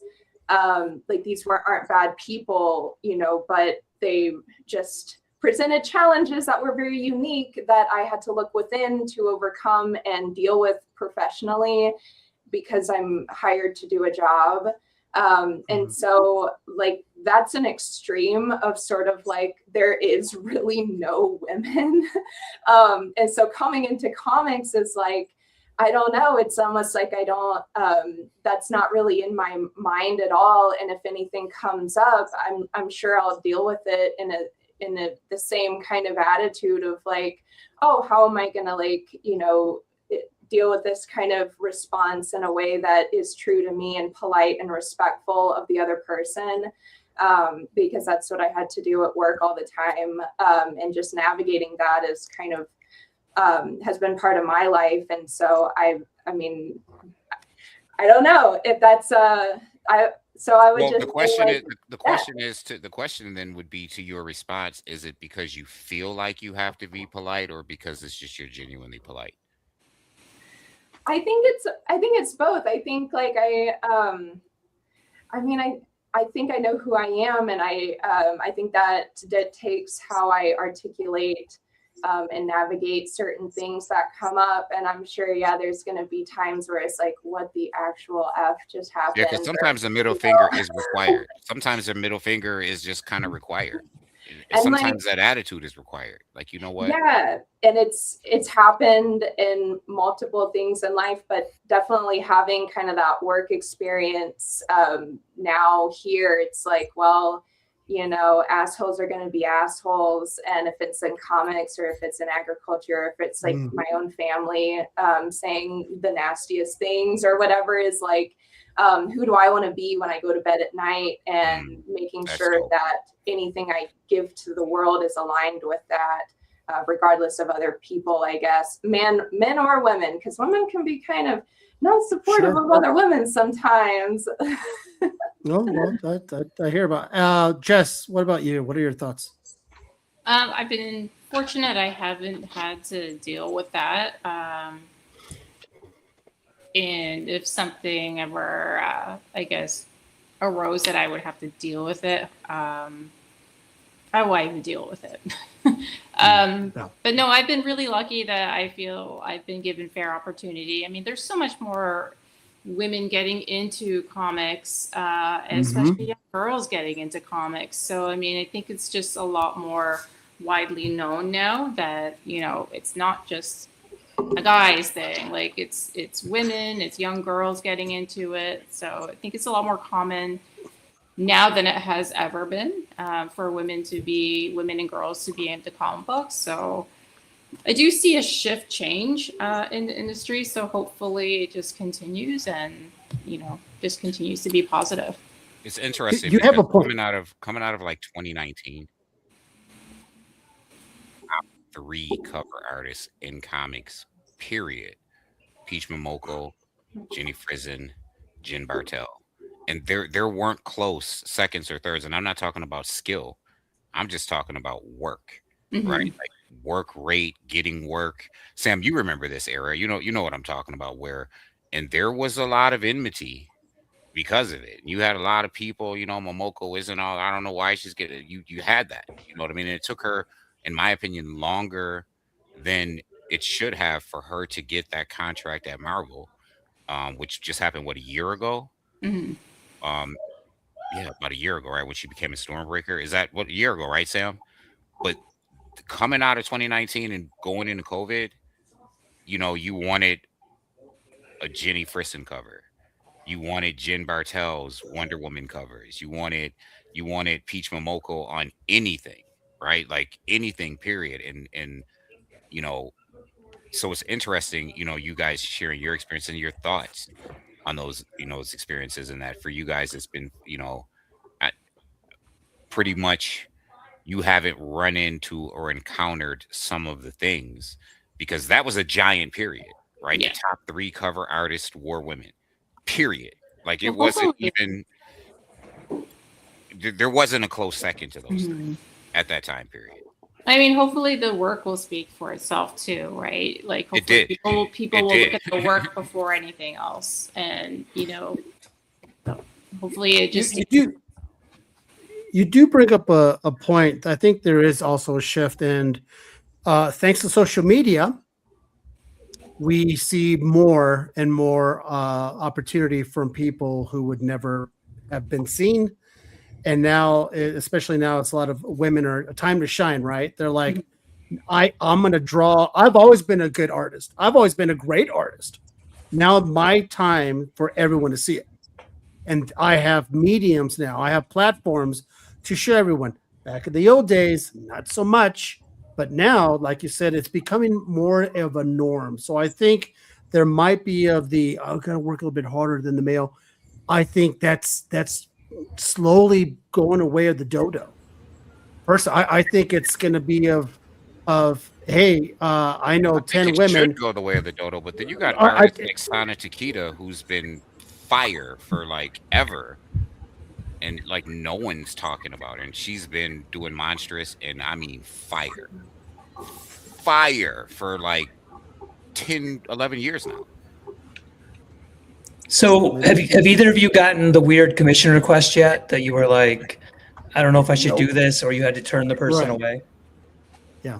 Good Oh, point. I've turned people away. Yeah. If it Like, what's the weirdest thing you've gotten? Like, I mean, most of them are just, you can tell right away are scams, but like, oh yeah, I've had guys. Preach, Peter. I've also had guys send me their pictures of their page. They're like, look at my artwork, follow, and then it's like half naked girls with huge breasts, and like I'm not gonna follow that. Yeah, sorry. Yeah. But I'm not afraid to turn down people and say no to commission if it's not a good feeling, like no. Yeah. What about you, Ella? Oh, I've gotten just like the best commission requests every time.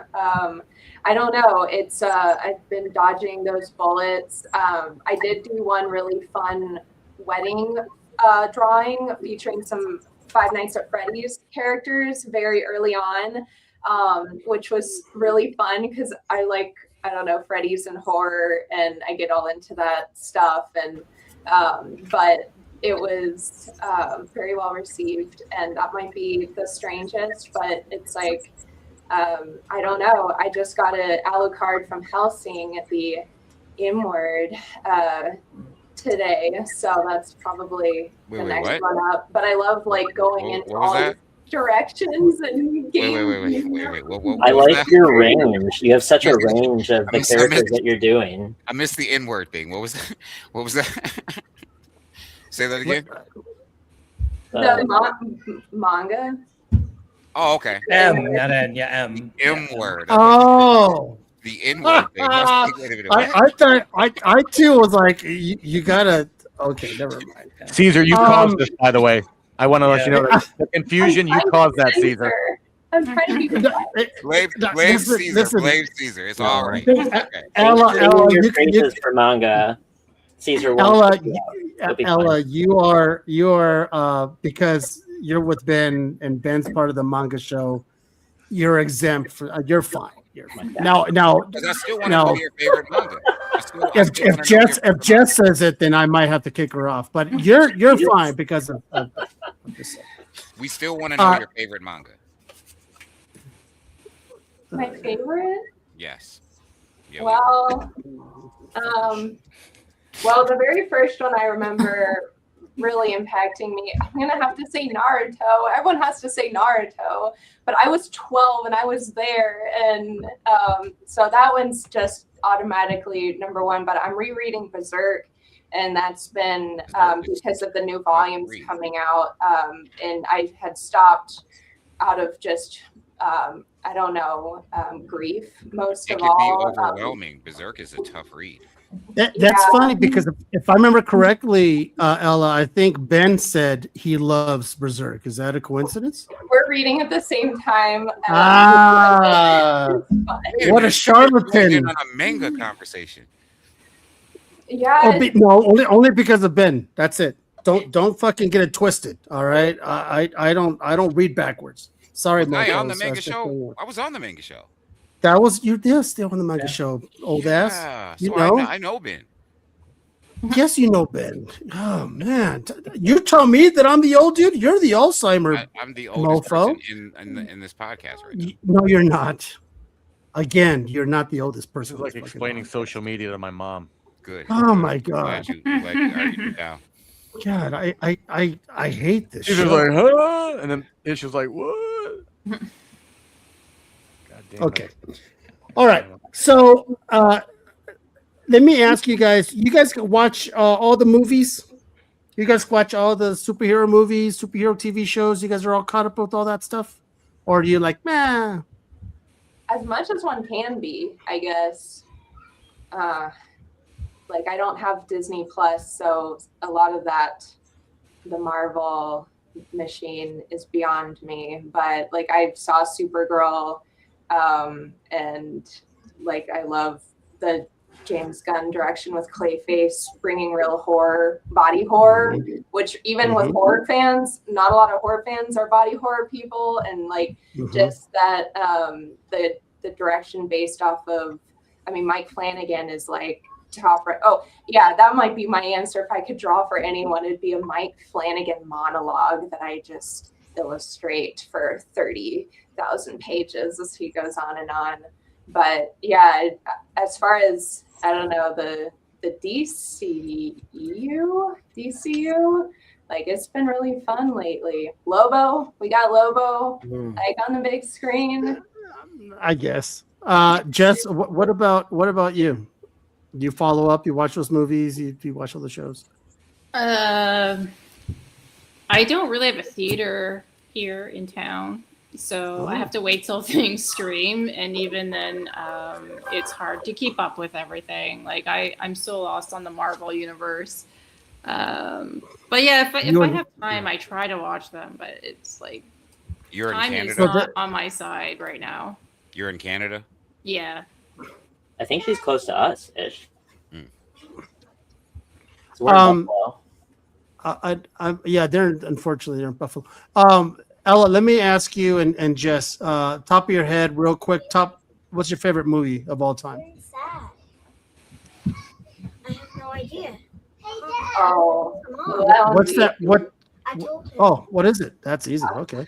So in 2002, DreamWorks came out with this animated movie called Spirit, Stallion of the Cimarron, and that James Baxter animation, that got me into art when I was 7. Like, I mean, that was and watching James Baxter's How to Draw Spirit, like that changed my life, and that movie is number 1 forever, never, never. Interesting. So that would be your introduction, right? That's what kind of really did it for you. Okay. Yeah. What did I missed what Jessica said? She hasn't said anything yet. She hasn't said anything yet. I'm gonna probably say I'm a 80s girl, so I'm gonna say the original Top Gun. We watched that when we were kids, and yeah, that's like the greatest 80s movie in my opinion. And then the Lord of the Rings trilogy, like those are my comfort movies. Yeah, no, those would be my top 2. See, once again, Women of My Own Heart, Lord of the Rings, fantastic. Cimarron does not surprise me, Ella, because you're such a horse person. Cimarron. You mean Spirit? Spirit. Yeah. Spirit. Isn't it Spirit? Something of the Cimarron. What's the name of the movie? The Stallion. He's the Stallion of the Cimarron. See, there's the word Cimarron. What's going on with you, Ish?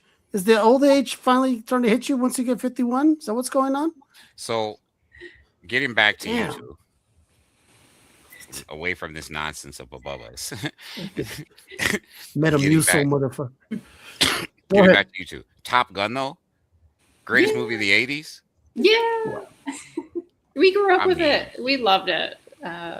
It's so cheesy and like campy. every summer there was a top movie of the 80s. We every can't summer. Ask who the favorite movie is and then shit on it when they. I'm not. I didn't. I feel the need for speed. I feel the need for speed every once in a while.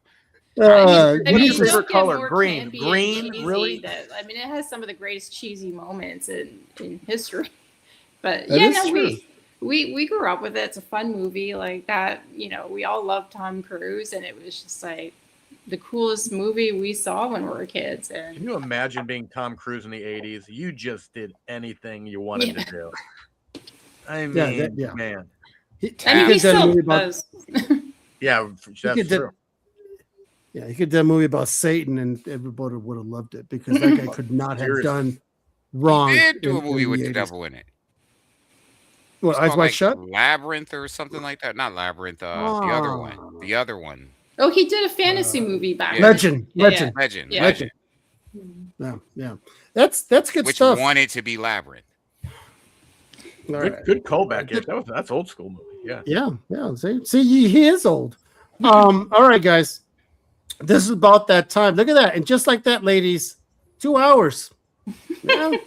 Caesar, you want to knock out this drawing? Yes, we have a drawing for yes. Let's knock out the drawing. That's fantastic. Thank you so much for bringing that up. So let's go way back in the time machine. We did we had Sunil from Courtyard dot what is it? IO. Shout out to Sunil. Shout out to Sunil. He did he with his own cash. He pulled the book out, and I already forgot what it is because it's so long. It is the Amazing Spider-Man. Oh my gosh, I forgot what it was. Either way, it's a 9.8. All right, people. It's nothing to sneeze at. We ran a raffle. We ran sort of a little game on the IG thing.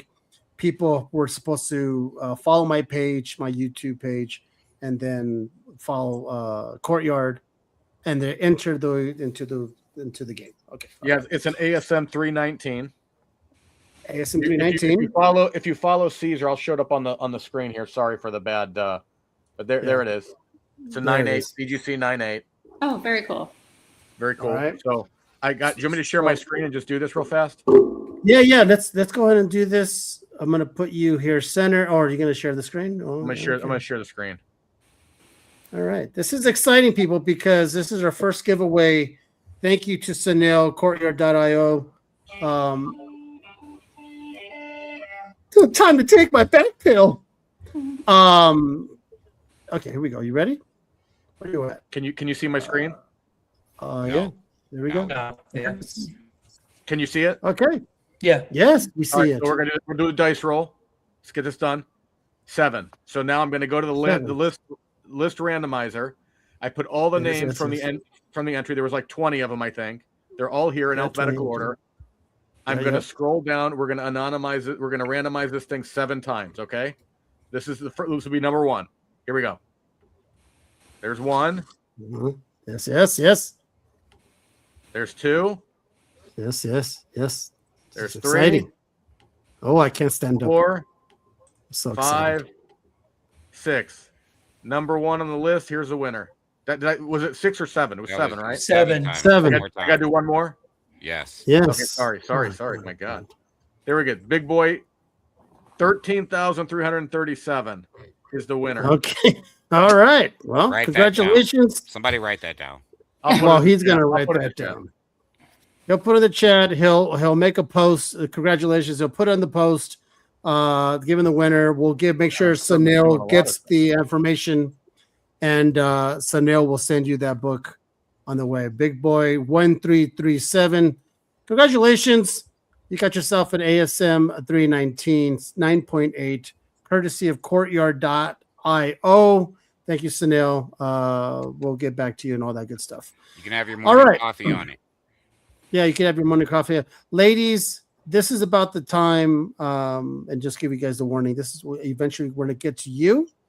This is the time where you pimp your wares, where people can find you. What are you coming up next? If you're going to a show, if you're going to a con, it's time to promote all that stuff, but not yet, because I'm going to pick the most unimportant person to go first. Go ahead, Dan. Let's start with you first. Oh man. Well, first of all, again, another great show. Jessica and Ella and Savannah, thank you all so much for your time and for sharing your journey. Again, I'm sure sometimes it feels like a thankless job, but you are truly appreciated. I for one, a lover of the collectible and comic community, just really appreciate all your work. So thank you for joining.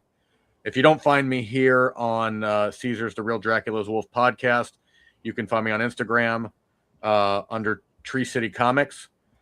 I'm always posting about the books I'm reading, the shows I'm watching, the collectibles I'm buying. Every Wednesday, I post a new comic book day post with the books that I'm reading, and I review them. And I'd love to connect with you on Tree City Comics on Instagram, so we could, debate good book, bad book, and if I'm not reading certain things, clue me in. Let me know the things I should be reading. Also, as part of the Comic Underground, you might find me here and there on different segments. I know on July 19th, which is Sunday, at 11 a.m. Eastern Time, we have our See You Sunday program where Kyle and I connect and we talk about all the things happening in and around the collectible community and all movies and books and anything and everything in between. So you can find me. If you can't find me on the Comic Underground, you can certainly find me on Instagram on Tree City Comics. And again, thanks again for joining us here. Thank you, Dan. All right. Okay, let's move on to Mark, if you don't mind. Sure. So you can find me Big Smoke 39 on Instagram. I think all the socials it's the same. So just wrapped up the tour for Merciless, our book we did through Kickstarter. We've got 5, I think, San Diego Comic-Con exclusive covers through Primo Comics. So I think they have a Whatnot live stream coming up to sell someone before the con, but I think they have them at the con as well. I'm generally just writing a lot, so have something coming up that I'd worked on before, and then we kind of took a pause on it, but we do have The Repairman coming up with Orlando Bays on art. So we'll have an ash can of that at the con for people to check it out and see the first couple of pages of it. But other than that, thanks for having me on the show. Always a good time. We always have the best guests and always have the best conversations. No, thanks to Mark. If it wasn't for Mark, I would not have met the talented Ella. Straight up. I mean, that's the great thing about networking, people. You got to do it. All right, Jess, what's going on with you? Right now, I have just finishing off my last batch of commissions. Since I am now going full time as an artist, I will be opening them up officially soon. I have an exclusive cover in the works, in preparing for a Halloween series. So hopefully, I will see some of you at Gotham Central Comics, because they do a big Halloween bash every year. And then you can just find me on Instagram, my website, Facebook at Jessica Archer Artworks. And thank you so much for taking an interest in my work and for all your support and inviting me on this cool podcast. Listen, Jess, I'm hoping this will not be our last time, right? I hope you had such a good time. You're like, I think I might want to come back one day. Oh, I would love to. As much as some of these guys got on your nerves, it's okay. You could tell me later about who it is. No, you can tell me later who it was, so I can make sure they're not on. No, I had a great time. Thank you so much. You're very welcome. Ella, your turn. Yeah, I'm mostly on Instagram at Strange on the Range. I've got some covers coming out. I'm collabing with an apparel company. We're doing a series of horror illustrations. So you can maybe wear some of my art too. Commissions open. And I can't express how grateful I am for Caesar. Joey's, just all of you guys, Mark, and just the way the universe happened. The Albuquerque convention was so special, and wherever I am in the world, I'm coming back next year. That's for sure. But thank you guys. Fantastic. That makes a lot of people happy, including Mark, because you're going to be a big draw. All right. So I always save the best for last because he's the best hype man in the business. Y'all know what it is. First of all, shout out to everyone that's watching in the comments. Shout out to everyone that's watching on YouTube, on Instagram. Here's what I need y'all to do. Caesar just did his thing once again. He brought on 3 dope guests. Shout out to Savannah. She's already gone. Make sure you find her Instagram, follow her. If you are not following Jessica, you need to go to Jessica Archer Artworks, where I was just there. I just sent a follow. Fire. She's coming. Y'all have an opportunity to see her now. She's coming. Y'all saw the Wolfman cover. Y'all saw the horror stuff that she's doing. She's coming. She's passionate. She listen, she left her part-time job. She gave up the shit. She's all in on herself. Y'all need to be all in on her. Follow her. She already says she will engage. She believes in engaging with the community. She will engage. I need to follow her. She's coming. Follow Ella, another one. All in on herself, hanging out with Ben Bates. But this ain't about Ben today. This is about Ella Strange. She's putting out periodicals once a month. She's putting out fire art. Y'all saw that Swamp Thing sketch cover. Looks like you could buy it from the store right now. Mm-hmm. If you're just watching, then all you did was waste your time. You need to go push some buttons. You need to go push some likes. You need to go push some follows. You can get in on the early commission game and probably have something. I know Jessica doesn't like to talk about spec, but we're going to do that and probably have something that is worth more than the time you spend here today. And the time you spend here today had to be dope because we really had dope guests. Shout out to this whole panel. I'm not going to sing their praises. I will sing Caesar's praises because he put all this together with another fire episode of The Real Dracula's Wolf. And as always, I'm that dude. You can find me on IssueX, ISHUE.X on Instagram and at Comic Sense, COMIXSENSE on Facebook, Instagram, and all of the other socials. Robin Hood of the Unfair Market. You know what it is. That's all I got to say. All right. It's Ella Bishop Heil by day. It's Ella Strange by night. Why you got to put out people's governments? Wow. Well, listen, people. Have you never been in a hood anywhere? You just dropping people governments, bro. Like, what we doing? God dang it.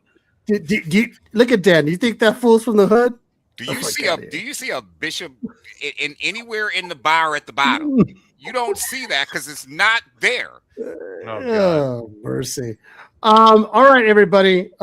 Once again, I want to thank Savannah, SB Comic Art. Please give her a follow. Up and coming, young, talented artist. She's going to go places. Ella and Jess, like I said, I promised I was going to have you guys on, and here we are. And we're going to do this again. And next time, you guys already know what to expect, right? You already know what to expect. It's complete shit. It's ridiculous.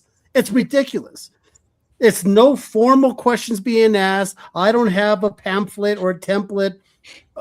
You saw Ish wants to deport me every fucking week. I'm going back to some country that he has no idea where I'm from. Either way, it ain't here. Next week. I know it's not from America. Let me stop. But for the record, I am first generation Mexican, you son of a bitch. Next week, we got our Latin panel. Next week, we got Raymond Gay, David Sanchez, and Gonzo. That's right. All 3 of them are going to be on this show. And I got to tell you, man, it keeps. I was looking at the lineup we got going on, and I'm booked all the way to August. And keep an eye out for Ben Bates. I'm going to have that full one twice. That's right. You heard me. I got to ask him. As a matter of fact, should I follow Tree City Comics to find Savannah? No, look at her thing right there in the bottom. Yeah, it's the SC or SP.